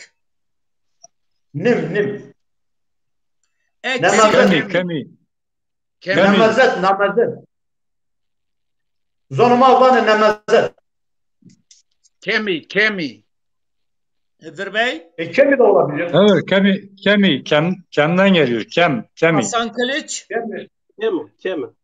Kemi. Tamam. Herkes diyor doğrudur. Ama bak kemi de doğrudur ama bizde bana nemazet onu da söylüyorlar. Eksik diyor. O zaman çoğunluk burada kemi diyorsa biz de kemi diyeceğiz kardeşim. Evet. İtiraz etme artık. Kem. Bana nemazet var. Kemi var. Evet, Siverek'ten Cebir kardeşimiz yazmış. O da kemi demiş. İnci Sarı Ateş yazmış. Ne demiş? Nemazet demiş. Nemazet eksik. Nemazet. Ya bu inci bacımız nereli ya? Dersimli. Dersimlidir. Bizim oranın şeyini konuşuyor. Evet. Mahmud. Buyurun. Mahmud şimdi bir şiir okuyayım da biraz rahatlayalım. 5 dakika mola. Vallahi ihtiyacımız var. Buyurun. Meşte demek yarın demek. Meşte. Meşte. Buyurun. Meşte, meşte, meşte, meşte. Euro meşte, birro meşte. Hatani çuak meşte. Meşte ne kadeni, ekvane, ne aciziyene, mazi zane, ne meştiye, ne meşti. Neci meşti birroy niyo, verde varande ma, verde verenande marayo, pereyne pitik pereyrayo, raya meştiya pavyayo, meşti çirebero ke, evroy ma ne kadiyayo, evroy ma asano noyo, hendok no sare mayayo, hendok çime ma niyabiyayo, hendok ağa şeyh ma sarayayo, hendok eho nihat binayo, hendok şar gırt zanayo, hendok kuraçiye ne posayo, hendok vajo kadere mayo, hendok vajo ho mayrayo, hendok madama ke ema vunayo, evruye maji sarranayo ne kadeno. Ya, evru ne kadeno. Çok teşekkürler. Çok teşekkürler. Sağ olun, var olun. Yüreğinize sağlık. Bu farklı Tabii bir şiirdi. bir isim üzerinde biraz sohbet edelim. O da bütün zazaları ilgilendiriyor. Şimdi Dersim'i ele alıyoruz. Dersim eski adı Mameki, sonra da Kalan, sonra da Desim, daha sonra Tunceli, hep isim değiştirilmiş. Şimdi bazı arkadaşlar da diyor ki bunlar hiçbiri doğru değildir diyor. Derzim'dir esasında, Derzim. Zazaca olarak diyor, Derzim'dir. Bu konuda Ya, önemli değil ya. nelerdir? Önemli değil ya. Yok, tartışıyoruz, konuşuyoruz. Bırak, önemli önemsiz o ayrı. Önemlidir Ya yani. ben bu konuda bir şey şehrin beş söyleyeyim. tane mi ismi olur? Ben bu konuda bir şey söyleyeyim. Zaten benim bu konuda bir yazım var zaten. Ben bu şimdi Buyurun. daha ileride ben bunu yayınlayacağım. Dersim, Daranis, Sophana, bunlar ne anlama geldiğini, neden bunlar hangi tarihlerde kullandığına dair ben bir yazım var. Yalnız Dersim kelimesi Zazaca ile bir kelime değil. Dersim kelimesi Zazaca ile bir kelimedir. Der, Kürtçe'de kapı demek, sim gümüş demektir. Onun için Kürtçe bir kelimedir. Zaten beyliklerin verildiği, yani hani bu Kürt beylikleri kurulduktan beri Kürtlerin verdiği bir isim, bölge olarak burası anılmış. Ama aslında bazı kaynaklarda ise Desim kelimesi, Desim yazıyor. Bazen mesela 16. yüzyıldan sonra da 12. yani 17. yüzyıllarda bazı kitaplarda Desim yazıyor. Yalnız bir de şey var yani, Darsim kelimesi kullanıyor. Dar ağaç demek, sim gümüş demek. Çünkü orada meşe ağaçları olduğu için, parladığı için oraya Darsim yani gümüşlü bölge, gümüşlü ağaçlı bölge isimde kullanmışlar. Ama yalnız benim hiçbir dedemden yani hiçbir Dersim'den de duymadım dedi El-Somu Dersim. Diyor El-Somu Mamiki. Hep Mamiki kullanmışlardır. Hep Mamiki demişler. Şimdi hala kullanıyorlar. Diyorlar Mamiki. Dersim demiyorlar. Diyorlar El-Somu Mamiki'ye ben. Tamam mı? Ama Mamiki kelimesinin anlamı Kie kelimesi Zazacadır. Kürtçe'de değildir. Bak Türkiye diyorsun ya, Kie kelimesi Kürtçe değildir. Kie kelimesi ev anlamındadır. Vatan anlamında kullanılmış. Mesela aşağı Zazalar diyorlar Kie, biz diyoruz Kie. Mesela Patça'da da Kie kelimesi kullanılıyor. Ama işte Mamo'nun ülkesi anlamında kullanılmış. Mamo'nun ülkesi biz diyoruz. Mamo'nun ülkesine işte Mamiki o anlamda kullanılmış. Biliyor musun? Evet. Yoksa hiçbir kaynakta Kürtlerin yazdığı tarihin dışında hiçbir kaynakta Dersim kelimesini göremezsin. Peki Hasan Kılıç. Hasan Kılıç. Buyurun. 5 tane isim olur mu? Yani bir şehrin 5 tane ismi 5 defa isim değişmiş. Mameki, Kalan, Desim, Tunceli Derzim. Derzim. Darzim ya da Darzim. Dersim, Dersim. Desim, Darzim'i bilmiyorum, duymadım fazla, fakat Kalan, Mameki, Dersim Zazaca olarak kullanılıyor. Tunceli hariç. Tunceli sonradan bu tarihçilerin işi, tarihçilerin. Şimdi onu kendi görüşüm. Ben gerçi Kalan'ın, Dersim'in veya Mameki'nin nasıl geldiğini, bu konuda pek bilgim yok. Size söylesin ne desem de doğru değildir. Anlatabiliyor muyum? Fakat bu üç kelimenin, yani Dersim'in, Tunceli'nin, Dersim'in, Kalan'ın, Mameki'nin Zazaca sürekli insanların, yani sürekli kullandığımız kelimelerdir. Tunceli hariç. Tunceli sonradan eklemedir. 38'den sonra bu ismi Türkler vuruyor. Tunceli. Anlatabiliyor muyum? Ama biz genelde şey olarak Dersim, Mameki, Kalan da söyleniyor. En çok Mameki olarak diyoruz. Yani. Büyüklerimiz hep Mameki diyorlar. Mameki'yi vesaire. Zonomayla kalan ne var ya? Zonomayla çoğu kalan var. Kalan çino. Zanvani çoğu var. Mameki var. Mameki var. Doğru. Doğru. Yani zonumade Mameki, masonu Mameki. Kalan nereden geldi? Çok az kullanılıyor. Bir Kalan Lisesi vardı. İşte Kalan, duyduğum kadarıyla işte çoğu insanlar göç etmiş. Kalan insanlara da biz Kalan. İşte kalan insanlardan geliyor. Bu isim verilmiş. Ne bileyim yani, ben böyle duydum. Ama arkadaşım belirttiği gibi biraz evvel, tarihçilerin işidir. Ben bu konuda pek bilgim yoktur yani. Evet, başka görüşü olan kardeşimiz var mı? Gene günlük bir konuşmalardan bir şey soracağız. Zannederim ki hepiniz bilirsiniz. Tuzlu ne demek? Tuzlu, tuz. Solundur, solun. Ne? Sol tuzdur, solun tuzlu. Tuzlu, solun. Doğru. Evet, Solun, Fahri Bey. solun. Doğru. Peki, Hasan Bey. Tuz, sola.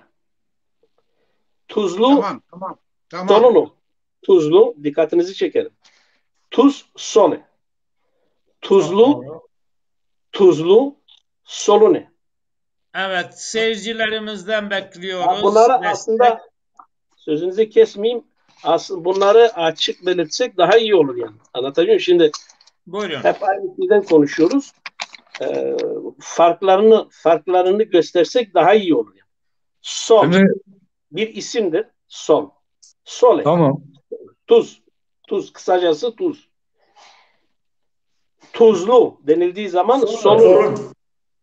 Solunu veya solun. Solun kısacası solun. Solunu tuzludur. Doğru. Tuzludur anlamında.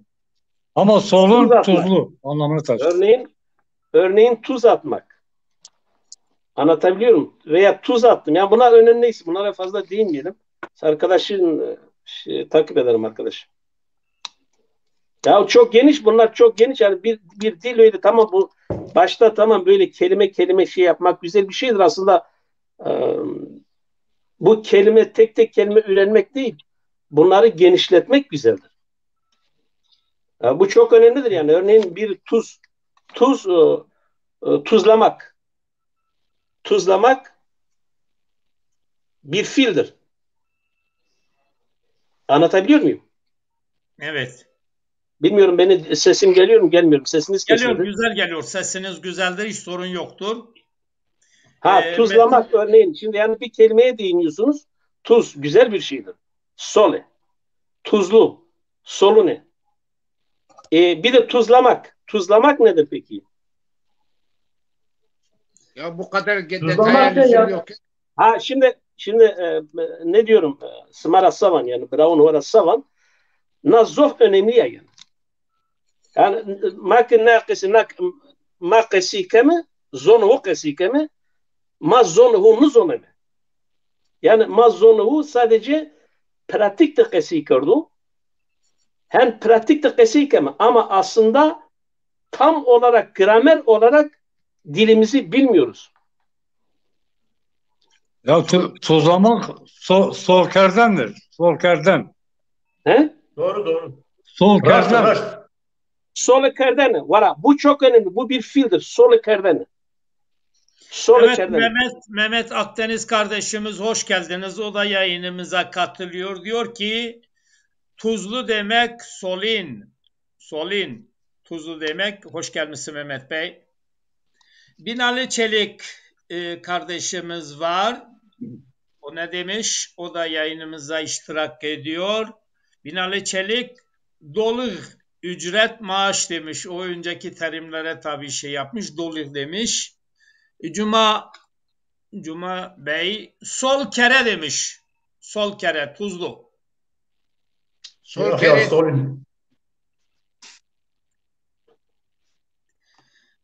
Olabilir, o da öyle söyleyeyim.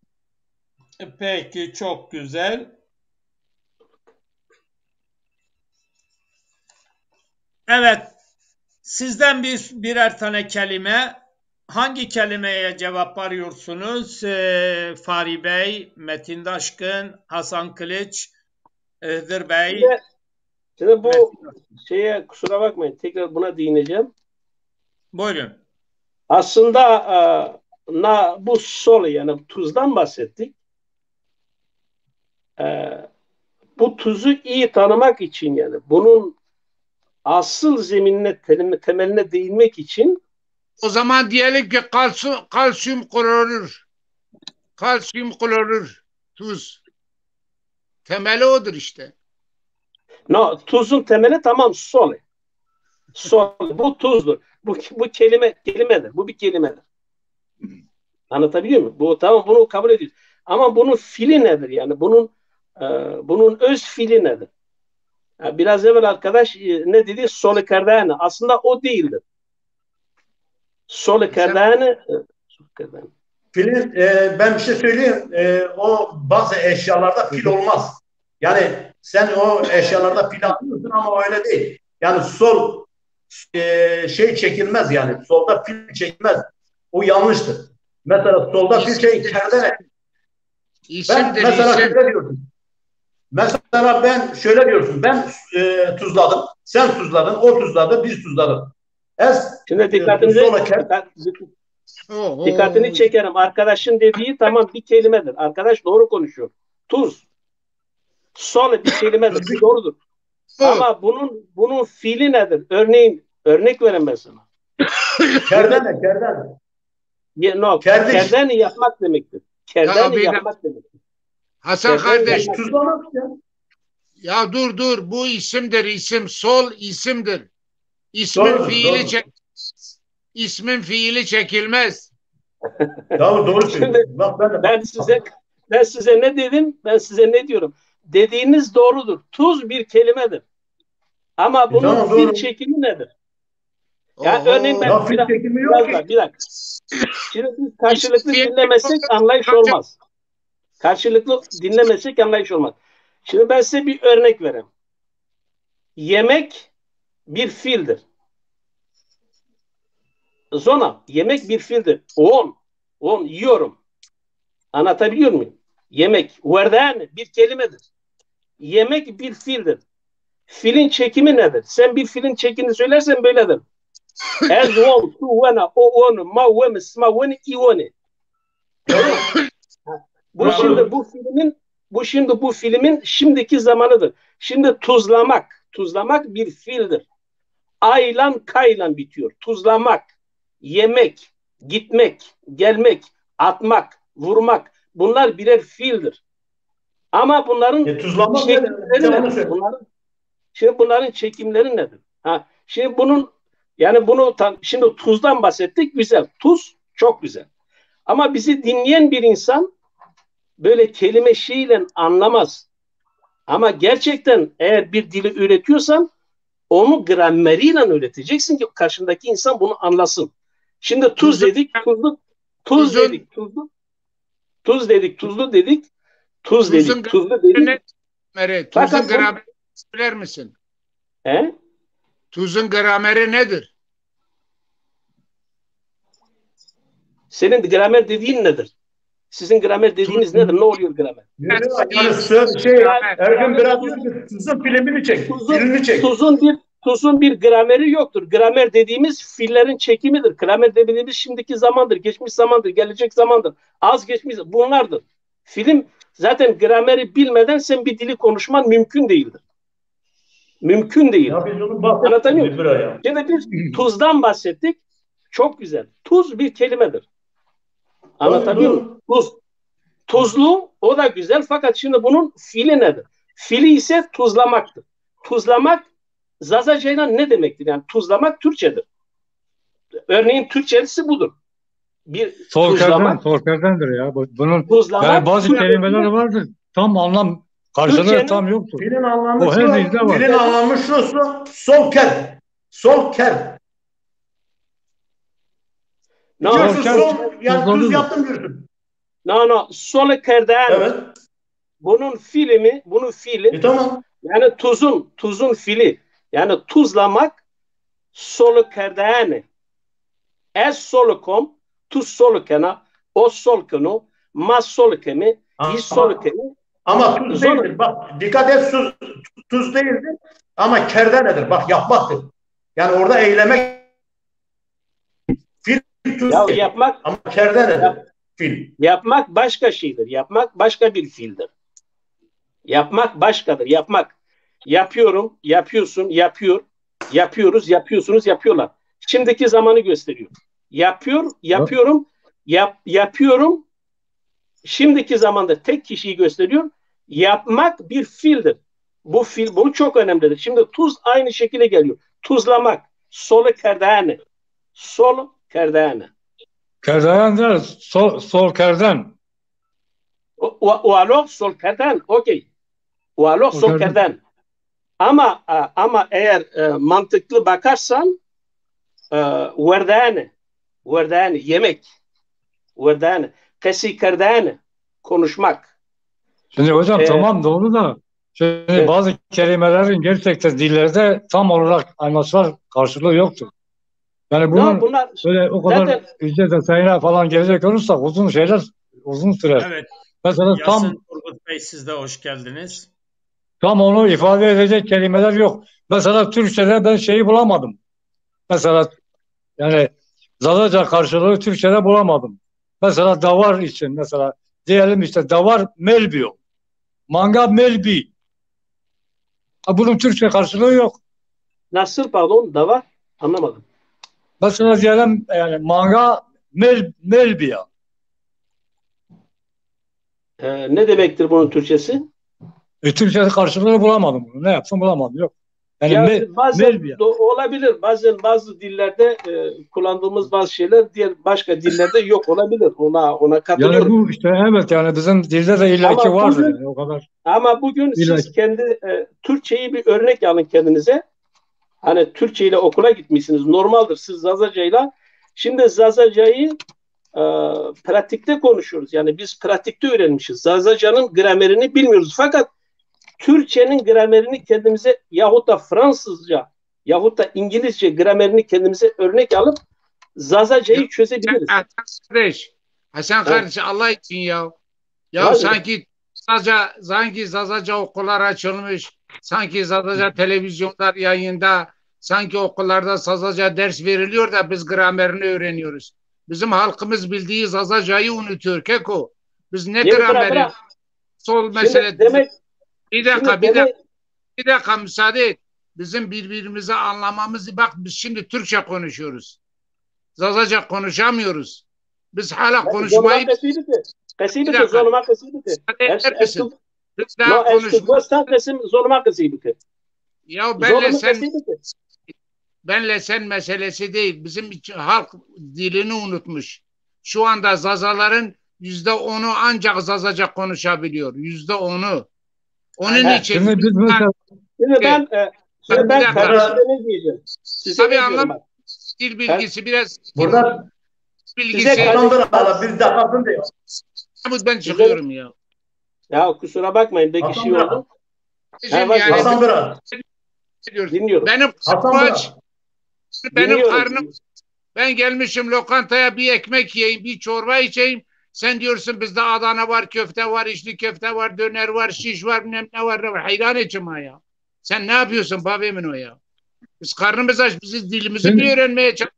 Kelimeleri Evet, polemiğe girmiyoruz abiler. Polemik yok. Sadece kelimeler üzerinde Ben usul görüşler konusunda usul konusunda bir şey belirteyim de Mahmut Bırak. Ben usul Buyurun. konusunda bir şey bilmiyorum da şimdi bizim Şey düştü. Bizim Fahri abi şimdi- düştü. Fahri abi aynı linkten girebilirsin. çıkar. Şimdi Tamam. Hasan Bırak'a şunu söyleyeyim. Biz yani aslında bu programda şey tartışmıyoruz. Yani Hasan Bırak. Bu programda biz bu filleri tartışmıyoruz. Yani biz fil çekimiymiş, şuymuş, bunu tartışmıyoruz. Var olan biz burada hani televizyondan burada konuşuyoruz. Var olan kelimeleri kendi halkımıza öğretmek istiyoruz. Yani diyoruz ki ağaç nedir, taş nedir, şu nedir, bu nedir diye biz bunun şeyini yapıyoruz. Yani yoksa fil çekimi o ileride ne zaman biz herhangi bir şey bitirdikten sonra fil çekimlerine başlarız, diğer bir konulara başlarız. O senin dediğin doğrudur. Yani biz ona karşı değiliz ama o zamanı değil. Biz onu o zamana ayırmamışız. Burada Mahmut bize soru soruyor. Ben bir şey sormak istiyorum. Ağacın ismi nedir? Sırayla Taşın konuşalım. Sırayla. Lütfen. Sırayla. Mahmut Yoldaş bir şey Tamam. sormak istiyorum. Hıdır Bey buyurun. Oradakilerden ve seyircilerden de yardım bekliyorum. Hava alanı ne diyeceğiz? Hava alanı. Hıdır Tabii. Bey buyurun. Hava alanına ne diyeceğiz? Hava alanı, hava meydanı. Evet. Peymane zorunlu bana peymane asmen. Peymane asmen. Fahri abi ne diyor? Güzel bir soru. Anlamadım. Sözünüzü anlamadım. Hava alanına ne diyeceğiz? Hava alanı, hava meydanı. Havaalanı ne demek? Havaalanına ne deniliyor Zazaca'da? Havaalanı. Havaalanı bir ez o. Havaalanı Zorunlu bana peymane asmen var. Asmeni peyman var. Ondan sonra caya peymane var. O anlamda kullanıyorlar. Biliyorsun. Yani uçak yeri cay peymane var. Ondan sonra var peymane asmen var. Yani uçaktır. Peymane asmen uçak demek. Yani onu demek istiyorum. Az önceki mevzudan yani o fil çekimi şu bunun haricinde önce şu kelimelerde şunları bir öğrenelim. Daha sonra detaya inilir.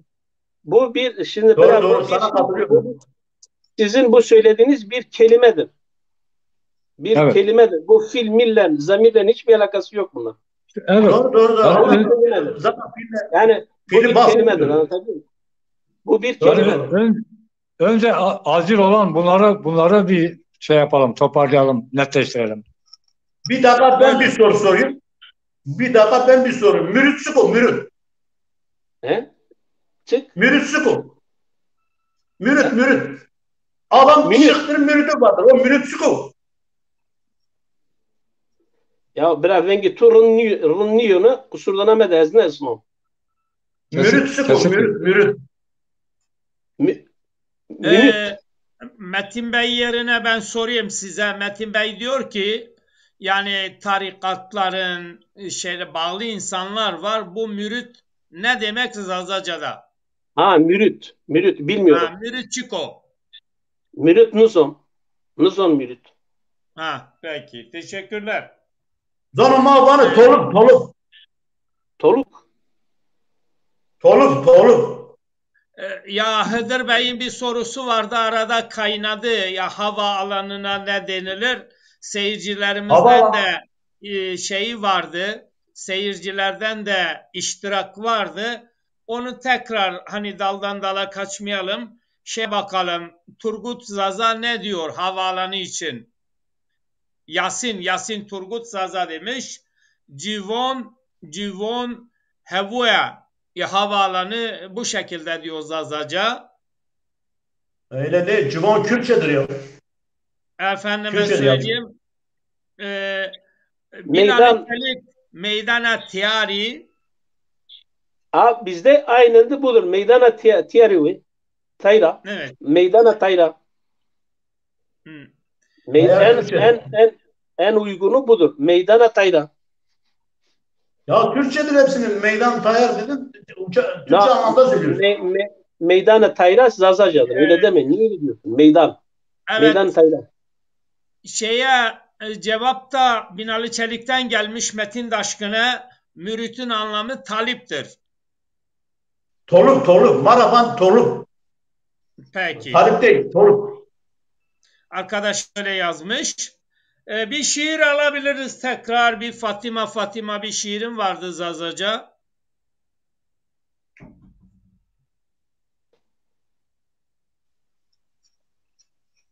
Ses yok abi, sesin yok. Ses yok. Şimdi geliyor mu? Geliyor. Güzel. Cineki benam merde de khura zuan ve to adiznaya cinek cira cık biya. Kada torogunu. Tene be roşe belay sarayeme. Helisiyaya edi nemenden netqeme.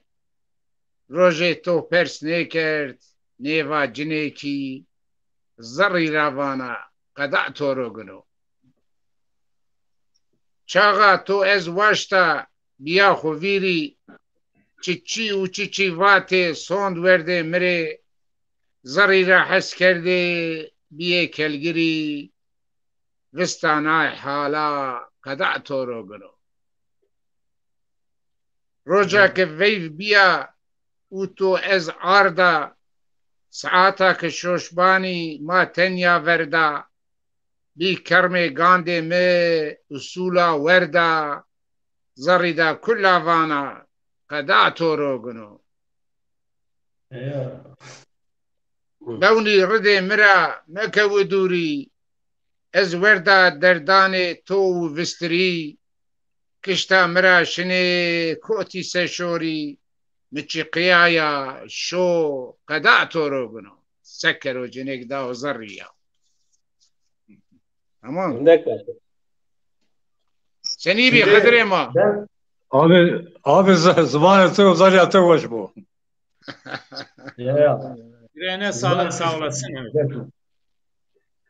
Şimdi ben bizim o yörede bazıları çokları böyle hani kendi dilini unuttukları için bazı kelimeler çoğu bilmiyorlar mesela.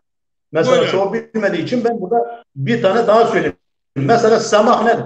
Her gün semak yapıyorlar dersinde. Her gün semak yapıyorlar ama Zazaki namı semak suku. Güzel bir soru.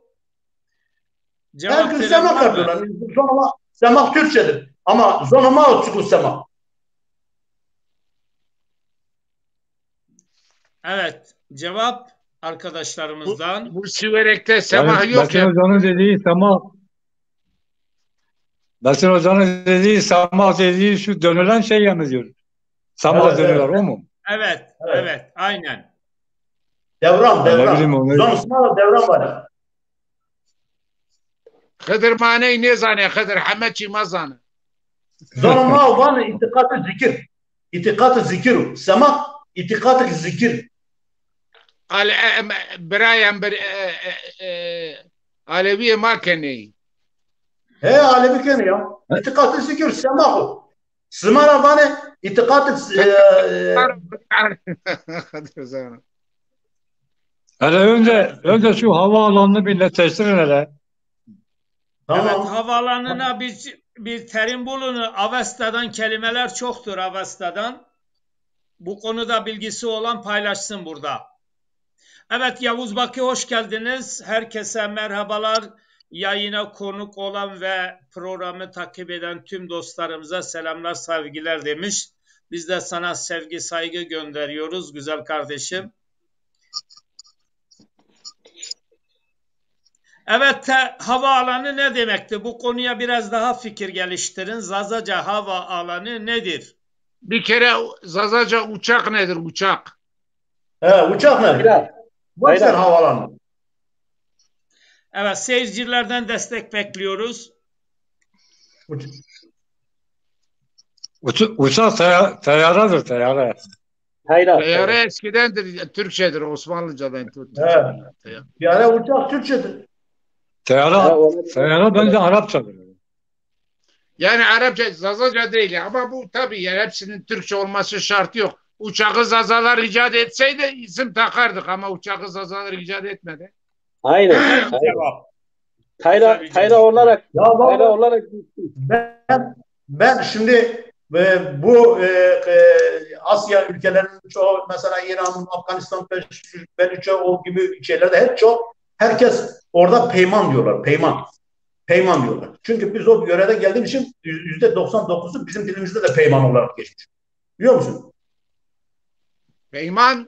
Peyman Kürtçe'de karar demektir. Karar. Yok, o uçak demek. no, en iyisi Tayra'dır biraz. Çünkü Afganistan peyman. bizim Peyman dedelerimiz Peyman. bizim Darıca'da dedelerimiz peymandır. Mesela Farsça'da peymandır ama %99'u bizim dilimizde de peymandır. Osmanlıca bize onu teyyare öğretmiş. Türkler de bize Tunceli'de peyman diyorlar mı? no, Tayra diyorlar. Tunceli'de bazı yerlerde diyorlar ama çoğu yerlerde demiyorlar. Mesela Dersim merkezinde söylemiyorlar. Mesela o açık yöresinde demiyorlar. Bu Bingöl diğer başka yerlerde söylüyorlar. Nerede peyman diyorlar? He? Nerede Siverek'te diyorlar mi diyorlar? peyman? Hayır, Siverek'te İşte ben demiyorlar. Siz diyorlar. Siverek'te ne diyorlar? Siverek'te teyyare. Teyyare de diyorlar da, yani bizim burada teyyare de diyorlar. Ama teyyare çoğu şeye benziyor. Türkçedir diye, Osmanlı'dan gelmedi. Cuma Ya bırak hemşerimizde Tayra. Bizde Madvanı Tayra. Yani tamam, tekrar versene. Türkçe'de uçak diyoruz. Zonu Madvanı Tayra. Tayra Bak, vallahi kardeşim ya. Teyyare diyorum. Ya neyse Tayra Tayra'dır. Ama peyma değil. Hasan Bey'in Peyman da dediği bana ya. bir dakika, Hasan Bey'in dediği doğru olabilir. Niye? Çünkü tayr büyük kuş demektir. Tayr. Anladın mı? Uçağı da kuşa benzetmiş olabilir. Tayran diye. O da Tayran doğru diye. olabilir. O da doğru Evet. olabilir. O da Evet. doğru olabilir. Evet. Tayran. O da doğru Evet. olabilir. Biraz da sayılardan soralım. Bir sayı. Ama teyir baz, bir dakika. Sen teyir söyledin. Teyir baz dedin ya, teyir. Yani Kartal'a bakarak söylemişlerdir. Kartal teyir baz Kürtçedir. Kürtçedir o. Bizde helibani. Kartal'a helibani. Ama Kürtçe'de teyir baz, yani kartal anlamında söylüyorlar. Uçağı da kartala benzediği için kartal anlamında söyleyebilirler. Senin dediğin tarzda. Tayr demek tayre baz kartaldır. Tayr demek büyük Evet. kuşlara denir. Tamam ama tabii, biz kartala öyle demiyoruz. Biz kartala heli diyoruz. Heli. ben kartaldan bahsetmiyorum ki. Ben diyorum ki büyük kuş tayr diyoruz. Tamam mı? Evet. Büyük kuşlara. Acadır, Teyir Türk. tilcedir, tayr bilmediğimiz kuşlar. Bizde teyir var. Teyir kuş. Tamam işte. Sıra daire. Evet, bir itiraz da bizim evden var. Diyor ki uçağa stara daire deniliyor. Stara daire. Ne diyor? Evet. Ne? Stara daire. Vallahi bilmiyorum ben. Evet, çünkü bizim evde de Dersim kökenli bir Zaza var haliyle. Yok abi öyle bir şey. Yani Cuma diyor Zazaca kurulduğu zaman diyor, Cuma diyor ki Zazaca kurulduğu zaman uçak yapılmamıştı. Ya hatta o işin gırgırında lütfen konumuzu oraya saptırmayalım. Ben de gırgırına diyorum zaten, Allah Allah. Peki havanın bir anlamı var mı? Hava kelimesinin Hava kelimesi soruyor arkadaşımız. Hava nedir? Evet. Hava kelimesinin Zazacası nedir? Hava. Çok güzel bir soru. Heva. Şimdi bununla ilgili bir dakika. Mahmutcuğum, bununla ilgili bir fıkra aklıma geldi. Şimdi Siverek'te bir abimize soruyorlar, öğretmen ediyorlar, ya bu çocuğu da getir. İmtihana sok, bu geçirsin demiş. Kimya dersi. Bizim Siverekli gitmiş çocuk teneke.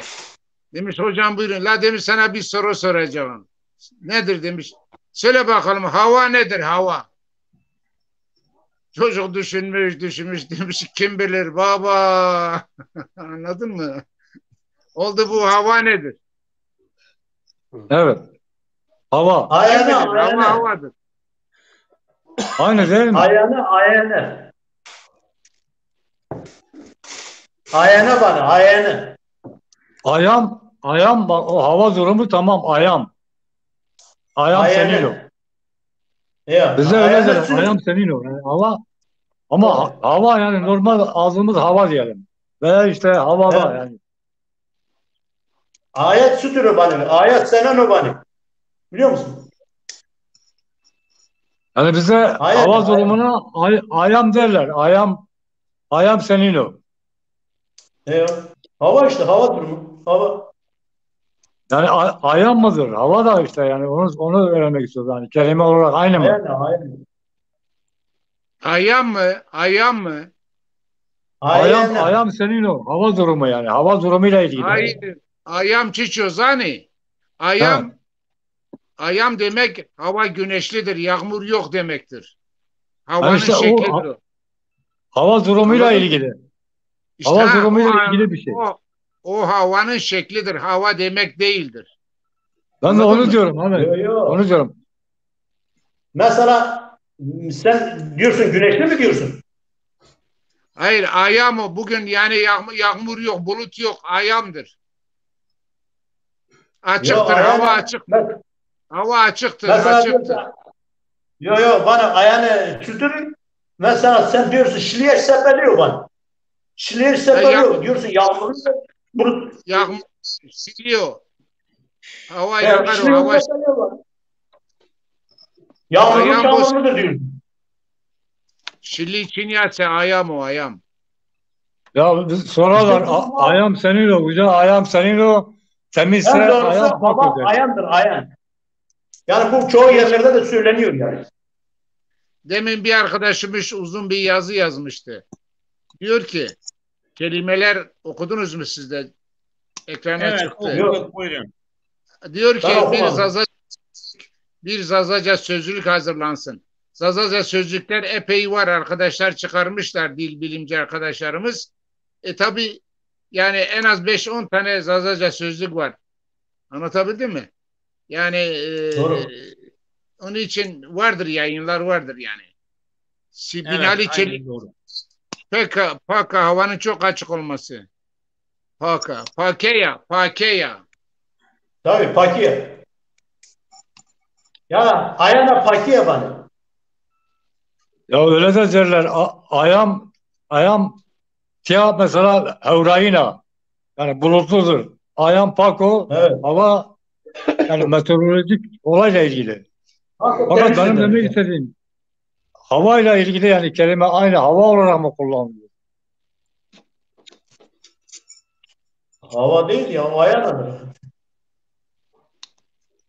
Bilmiyorum. O zaman uçağa da hani ayam mı diyeceğiz?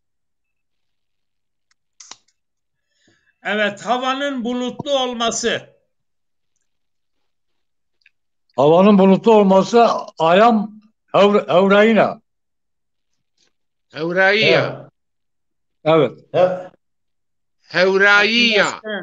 Metin Daşkın fikri nedir? Doğru söyledin. Doğru söyledin. Hevraiya. Peki. Başka terim söylemek isteyenler var mı? Yoksa ben sorayım. Sor sen. Vallahi hep kardan bahsediliyor. Biraz da zarar nedir? Zarar. O konuyu işleyelim şöyle birazcık.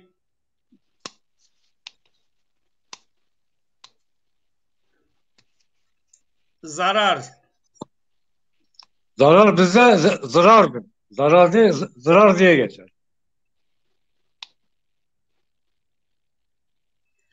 Evet, otoriteler var. Zazacan'ın otoriteleri Zırar burada. diyor. Zırar diyor. Efendim? Zırar.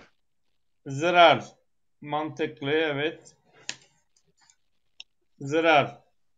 Başka itiraz ya da ilave etmek isteyen? Vallahi öyle söylenir. Genellikle o arkadaşların dedikleri doğrudur. Genellikle öyle de söyleniyor yani. Yok, zorunlu değil. Tabii birileri doğru söylemişse öbürleri okeyliyor. Yani doğrudur, evet. Doğrudur işte. Zarar eden, buna bağlı olarak zarar eden. Bir zarar var, bir de zarar eden. Ya sen onları Detaya inme. Peki, inmedik detaya. Başka bir terim soruyoruz. Zarar do. zarar kardeş. Ya inme o ne zarar o zarardadır demek. Zarar do. Zarar- Evet, zarar do. Zararda. Tamam. Zarardadır demek. Evet.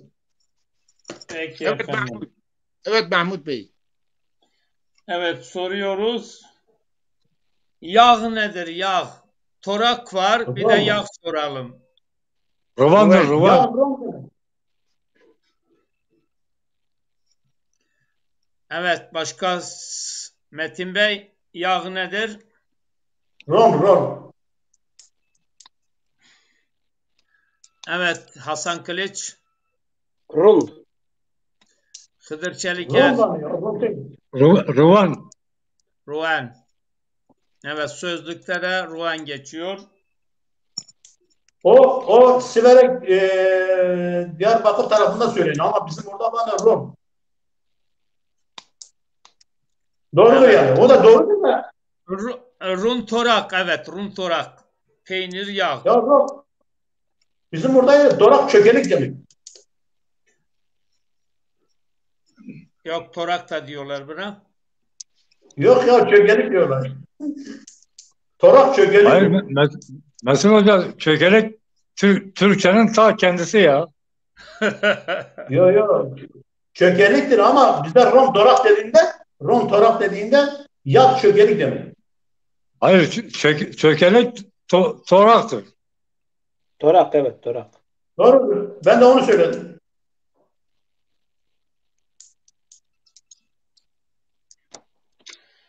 Evet, Sayın Yavuz kardeşim, soruların varsa kısa yaz lütfen, çünkü ekranı komple ya ekrana getirmeyeceğiz ya da getirdiğimizde kısa olacak, ekranı küçültüyor. Lütfen kısa yaz, az ve kısa. Yok Vallahi ben onu okuyamıyorum. Yavuz kardeş haklı da biz daha işin başındayız Yavuz Bey. Kardeşim Ben onu haklısın. okumuyorum. Sanki her şeyimiz mükemmel. Sadece sözcüklerimiz eksik. Yok kardeşim biz nerede? Daha sağ olsun yazmışlar sözlükleri. Baksana Evet. çevremde kimler Zazaca konuşuyor. Şimdi- Gittikçe eriyor. Ben 70 Şimdi küsur yaşındayım. Benim çocukluğumun olduğu geçtiği sokaklara gittim geçen sene. Çocukların %95'i Zazaca konuşurdu. Şimdi gittim %1'i konuşmuyor. %1'i. Evet. Zazaca kayboluyor. Ne sözlüğü, ne hali, yok ne fiil çekimi, ne bilmem nesi. Önce bu dilimize, önce bir konu sevdirelim birbirimize. Yeni başlayanlara ipuçları verelim. Şiirlerle, türkülerle onların dilini hoşuna gidelim. Hani bu gece bir şiir okuyan var mı? Keşke bir müzik çalan olsaydı. Habire sabahtan beri kelimelere boğulduk. Sen Ya, gene de bizi Tamam, ben baltalıyorsun Sayın Fahri Ergün. Durun bizi. Yok kardeşim, Tabii sana- baltalamıyorum. Mahmut Bey seni tebrik ederim. Bak sen bu sayende bunlar oluyor ama İnsan işin içine girdikçe eksikliklerini görüyor. Biliyor musun? Evet. Sana bir soru var. Ergün Bırak. Özellikle sana soru var. Sana soru şudur. Muskarzanti. Akıl kelimesi ne demektir? Onu sormuş. Sorar mısınız diyor. Ben de size soruyorum bra. Akıl kelimesi ne demektir? Fel. Zonuma bana fel. Fam. Fam Anlayış. anlayış. Değiştiriyorsun. Fel. Zonuma bana fel. Fam değil. anlamak. Fam gel Hayır. başla. Fam değil ya. Fam Fel. yani Zonuma bana fel. Fam Doğrudur, düşünmektir. evet. Fam kerdene düşünmek. Fam Doğru. kerdene. hayır, Ama ben fam demiyorum. Fel diyorum. Fel. düşünmek değil. Fam anlamaktır. Anlamak. Fam. Fel fikir demek. Fikir. Mantıklı, evet, doğru. Evet, akıl neydi akıl? Akıl bizde yok ki. Akıl. Zazalarda akıl yok ki akılın ismi olsun. Evet. Zazalarda akıl yok. Bizim evden katılan var. Akıl mezdir. Mez Mezg doğru. beyindir beyin. Mezg beyindir. Beyin. Hayır mezg beyindir. Ya Mez loçino var. Mez Ya loçino. bir prof da burada çıkıyor. Vallahi benim durumum kötü. Şimdi ben söyleyeyim ki o arkadaşlar cevap versin. Herkes cevap versin. Dur, dinle söyle. Nizam da akıl demek nizam demek. He? Nizam. Nizam? İzan. Nizam. Nizam. Ne diyor? Nizam mı? Vallahi kovdum gittiler. Hakkın yok olma ya. Ayıptır ya. Vallahi bizi hep kopuyorlar. Biliyorsun, bırak bazen o yönetsin. Mahmut Zazaca biliyorsa o da biraz yardım etsin. Vallahi zaten tabii büyük evin direği var. Peki bak bir şey daha söyleyeyim mi?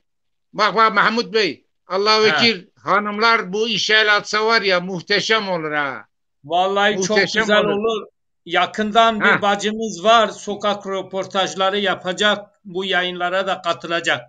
Çalışma Hadi yapıyoruz. bakalım. Merak etmeyin. Bayanlar olursa Şimdi çok daha iyi Mahmut- olur. Hepimiz kibar oluruz. Mahmut Bırak. Şimdi ben bir sorayım. Evin içindeki bazı şeyleri sorayım. Herkes ne düşünüyorsa söylesin. Evet, aynen. He? Mesela anahtar nedir? Kilit nedir? Anahtar. Anahtar Anahtar. mesela bu Zoruma anahtar mı? Kilit. Bizim- Kilit. Ama yetişeceğim, o anahtar nedir? bizim bir takım bölgede mefta derler. Nefte Kürtçe. Doğrudur. Nüfte Kürtçedir. Kürtçe hayır. Tabii Ya- olabilir. Olabilir. Ha? Kullanılıyor. Zerze? Kilit derler. Vallahi Kilit de- vatandaş diyor zerzeymiş Doğru bizim söylüyor. dilimizde. Dur, O anahtar arkadaş zerze. doğru söyledi. Kilit vani. Zonuma vani Hayır. kilit. O zerze o şey anahtarıdır. O senin Zerze. bildiğin o şey anahtar. Böyle hani kapanan şey takılan var ya üstüne şey yapılan. Ya Yani neyse, biz anahtar anahtar anahtardır. Kardeşim o kadar da üstümüze gelmeyin yani. Ne oldu? yatak Anahtar nedir? nedir? Yatak. Kilit. Kilit Kilit ya var ya, kilit. doğru. Kilit. Ya ne doğrusu Ya, kilit kilit. Türkçedir ya. Kilitledin mi? Kiliti aç. Allah Allah ne geçiştiriyoruz. Eskiden kilit Türkçe- yoktu. Türkçe bizden almış. Zornalık Türkçe vardı bizden. zornalık. He? Zornalık vardı. Zornalığı hatırlar mısınız? Ben yaşlıyım hatırlıyorum. Zornalık. Valla ben hatırlamıyorum. Yani böyle Ne dedin? Zornalık. zornalık. Zornalık neydi biliyor musun? Hani içine sokardın elini. Kapıdan bir ağaç çıkıp deliğe sokuyordun. Kilitleniyordu. Elini sokup böyle çektiğinde açılıyordu. Tamam. Tabii ya. Ben ilk Siz defa duyuyorum yazdım da. Gençsiniz. Siz gençsiniz. Hatırlamazsınız. Evet. Zornalık. Yatak nedir? Yatak nedir? Yatak. Ca. Verti. Ha? Ya ca yer demektir kardeşim. Yani biz de Verti, biraz verti. biliyoruz bunu. Ya, Ya, dur lan, Verti. Ha, verdi olabilir. Cayir'dir. Ya Caya Rafini, ben Aslında- çocukken bize Caya Rafini derler. Bizde Cada derler. Bizde diyor, bizde var Çile. Çile var. Çile. Bizim- Zile var. Bizim o Cille. bölgede şey olarak da kullanılır. O tür şeylere mitel derler. Mitel. Evet. Zile mi Zile var? o değil. Hayır. Hıdır. Evet. Hıdır, mitel nedir biliyor musun? Mitel yorganın üstüne çarşaf Tabii. geçirilmemiş halidir. He. O mitel. Evet. Var Olabilir. var Çile. Zile o ramerde var. Yoldaşlar, 2 saat yayınımız oldu. 2 saat, 2,5 saate geliyor. Tabii istiyorsanız devam edersiniz, istiyorsanız haftaya Bende yok. aynı günde aranızda bir de öğretmen girecek. Bir öğretmen koyacağız aranıza. Siz değerlisiniz hepiniz. Bir de Şimdi- öğretmen. Efendim? Ben bir şiirle başlayıp bitireyim diyorum Mahmut. Bir şiirini oku, ondan sonra tüm arkadaşlarımız son mesajlarını versinler. Haftaya aynı konuyu devam ediyoruz. Aynı saatte, aynı günde. Metin Taşkın unutma, haftaya aynı gün, aynı saatte hepiniz için aynı şeyi söylüyorum buralar. Buyurun. Şimdi biz Zazalar, Doğu halkı Kürtler, Zazalar asimile edildik. Dilimiz unutuldu. Köylerimizin adı değişti. Okulumuz yok. Bu vatanın kurtuluşu için hepimizin dedeleri Hasankale'de, Çanakkale'de şehit oldu. Bizim dilimizin yasaklanması, köylerimizin adının değiştirilmesi için şehit olmadılar. Onun için biraz uyanalım. Bu kelimelerden önemli de bunun ötesinde ne haldeyiz, niye böyleyiz? Metin Taşkın Onun düşüyor. üzerine biraz düşünelim. Çok teşekkürler. Buyurun. Zıncıye mane veşeni. Yani bizim burnumuz yanmıyor. Şiir. Akina kerda ki bima soğin kardi resna yastan dema. Hendai bindesteyu ne zulmi dima. Hayfema hevna aya ne bima.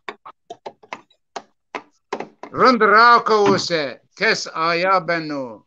Rund veyşan bose nane khuveno. Muya şari çoğut bo sivarneno. Dimliyo hevna vineno. Dimliyo çino dini zaza esto.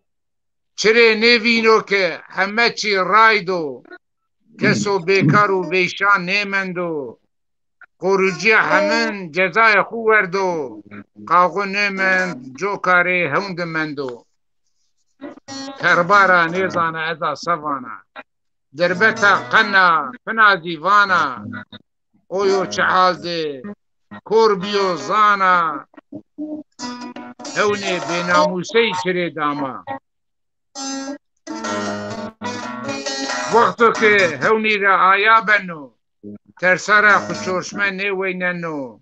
Asano seni beng ne keno. Oyo ke ezana kes fini mireno fini. Ma fini ne des fini mirene.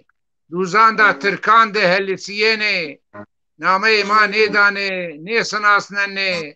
Finazi zıncı may ne beşene. Hıdro bra. Evet, çok teşekkürler. Sağ olun, var olun değerli abi. Doğru zaman etti baş bu. Hadi. Evet. Dur bir tane Metin söyleyeyim Taşkın size var hiç olmazsa. Bir tane söyleyeyim de var hiç olmazsa moraliniz düzelsin ya. Tabii Peki, ya buyur. sende saz varsa söyle baba rahmet bir saattir ne bizi boğdun ya. Ne saz ya.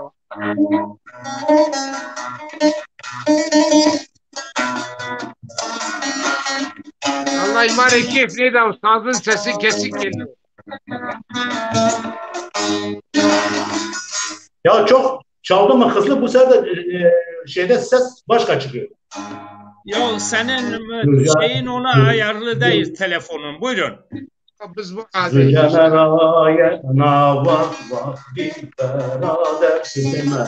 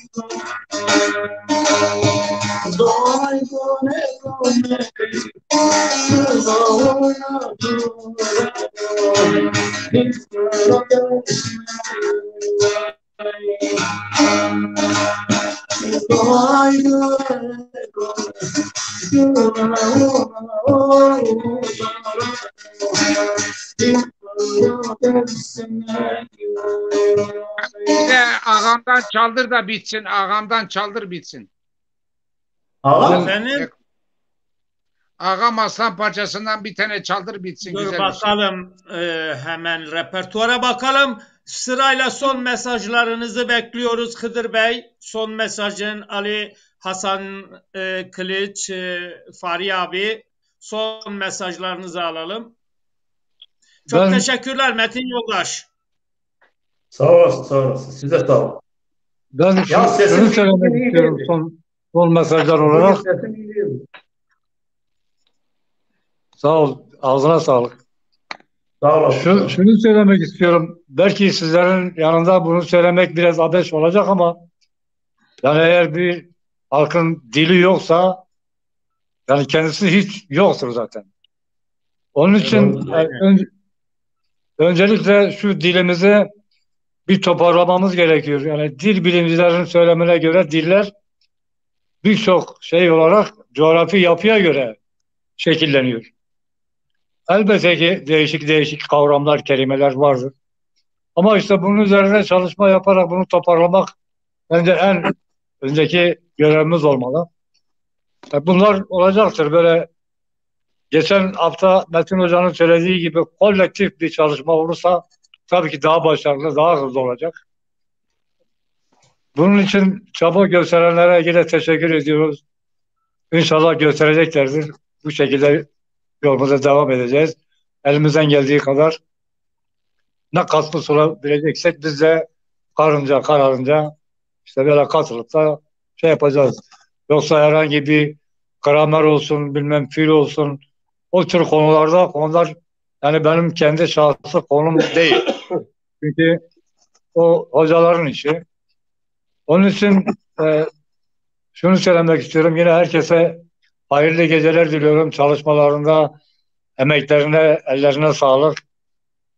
Zarı zuvan eci başı bu. Perna. Faruk abi daha daha değişik şiirler bekliyoruz. Daha değişik, daha şeye doğru. Biraz ihtilalci şiirler olmalı. Böyle pısırık şeyler insanları etkilemiyor. Herkesin biraz daha böyle Ya insanları... daha nasıl zorlayayım ya? Diyorum burnumuz yanmıyor. Burnunuz yanmıyor. Biz seni zorlayacağız ama biz seni zorlayacağız.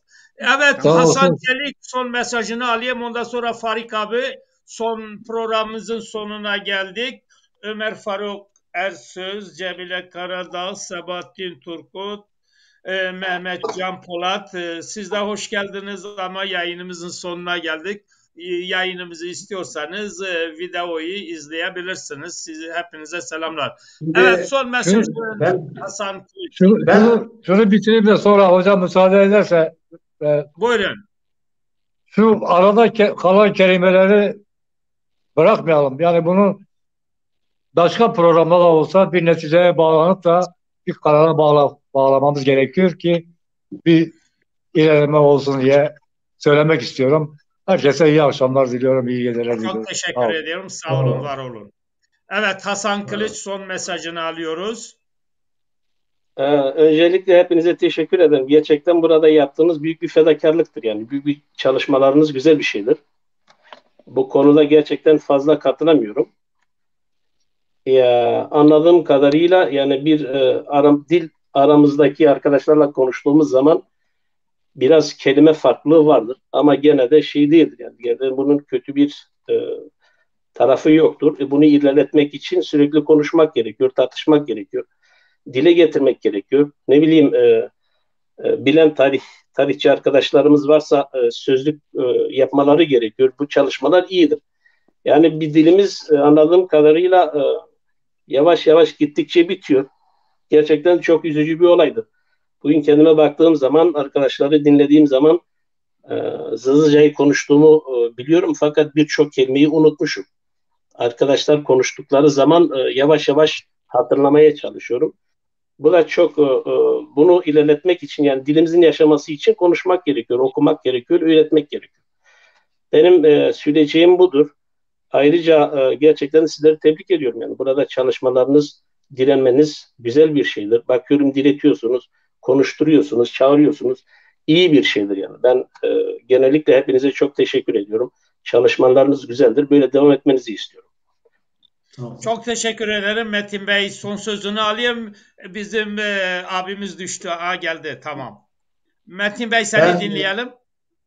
Ben de burada bizi dinleyen, bize katılan insanlara teşekkürlerimi iletirim onlara.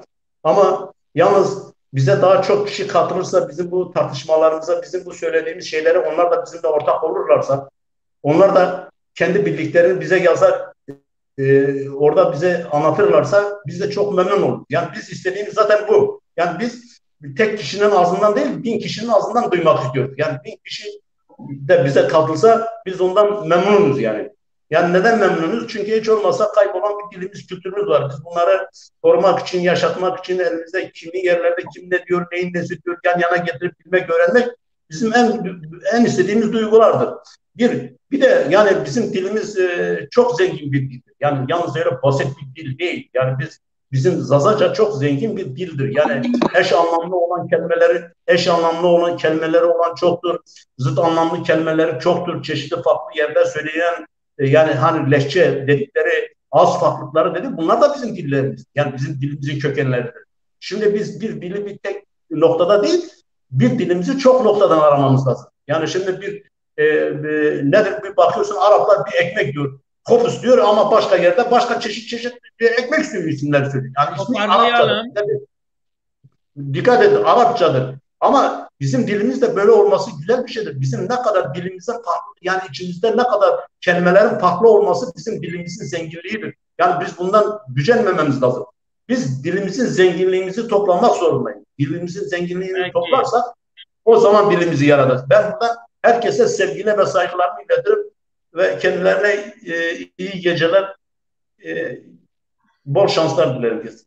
Sağ olun. Fahri abi son mesajını böyle kısaca, zazaca verirsen güzel olur. Because خانده خباتا تو محمود تو بمبارک کنا Allah tora razı bu. Buni Türkiye'de en az 8-9 milyoni dimli zazay este. Program de madı 50 tane niyame. Roj bu ke uni programı devam bekere ma beşi bir khayli merdimi be boka. Ma sifte ikina dava ramani dernek o federasyon o partiya ikna dava ramani وصفته ای پید وری بره وری و پید لجنه کره و نیواجو از او نیواجو از نو عدت ما زازایانو ما زرج قفسیه ما پی نیانجنه جو کار مانو حال ده منده مانی گرک بزانه سفته ما دو جوبه ما دو پیر قلپی نگیره ما دو پیر حسب کره کاندی زوانه نو علش ورش نیو نا مثلا کاری مقامی مالی ملکی نیا مادو نه موجود کم نفر بوسه صمیمی اویو کم نفر اوسه قاندی چی نی کنوسه نه قاند مالی نه مقامی نه قاند سرکلغی جو کاری ازوانا ول نوزوان 1000 سر 10,000 سر استو 5,000 سر استو حندو که دینی ایسا موسا چنه به نو زوان ما به و زوان ما و وقت ما ده ونی نیبو ما حند شد حرامی گرک ما حند شد حرام نیبه میراست باکالان ده خوره ما و هیر بفجیه یا ده زمینو که ونی بوسه یعنی تنوانا او دنیا ده فنا جای ما جهنمو قرآن ده وانو Hürgüzvan ayetena, hürgüzvan ayetena van alay no dav, alay homay dav zvan. Vakti namaz kene, var bu. Ya, jo kare, mado zvan de khore ver bivciye, ne adiziye, vare ma grano, ba kalane ma leje khudav, labe maraşte kıyamame. Ne Türk'a ma mahv kerdi. Mustafa Kemal Vicia ve Türkiye'de herkes Türko. Osmanlı de her millet kure zuvan de xudu bi, kültür de xudu bi, medrese de xudu bi, hocacı bi, mektebeci bi. Akame ma sara, niro kesi sara. Lazi Çerkezi Kadinay.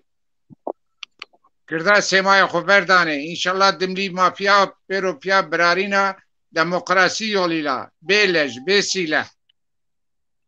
Türkiye'de ziyodo kay namusli düzeni do bere, demokrat düzeni do idare do bere, hakane ma bide, hatane ka ma zuane man nebi o vini, ve ne tepiazi vini nebo, inşallah ziyodo vini nebo. Umide me keynan de madro, khortan de madro, cinyan de madro, camerdan de madro. Hemen re şeva şma khayr bo, Allah şmara razı bo. Hakkara razı bo. Şma sen, mani ve şeyde. Bamane ve şeyde. Vay olasın, hakkı olarak razı. Vay vay ninna ninna vay vay ninna ninna innan ya aya binna innan ya aya binna şimmavinin seninna şimmavinin seninna Çankay şimma maskıma cübbe şimma maskıma Çankay şimma maskıma cübbe şimma maskıma Kommer şimma carıtma şimma koke zerrema Mavaydın verre şimma Ninna ninna ninna şimma vinin seninna Ninna ninna ninna ninna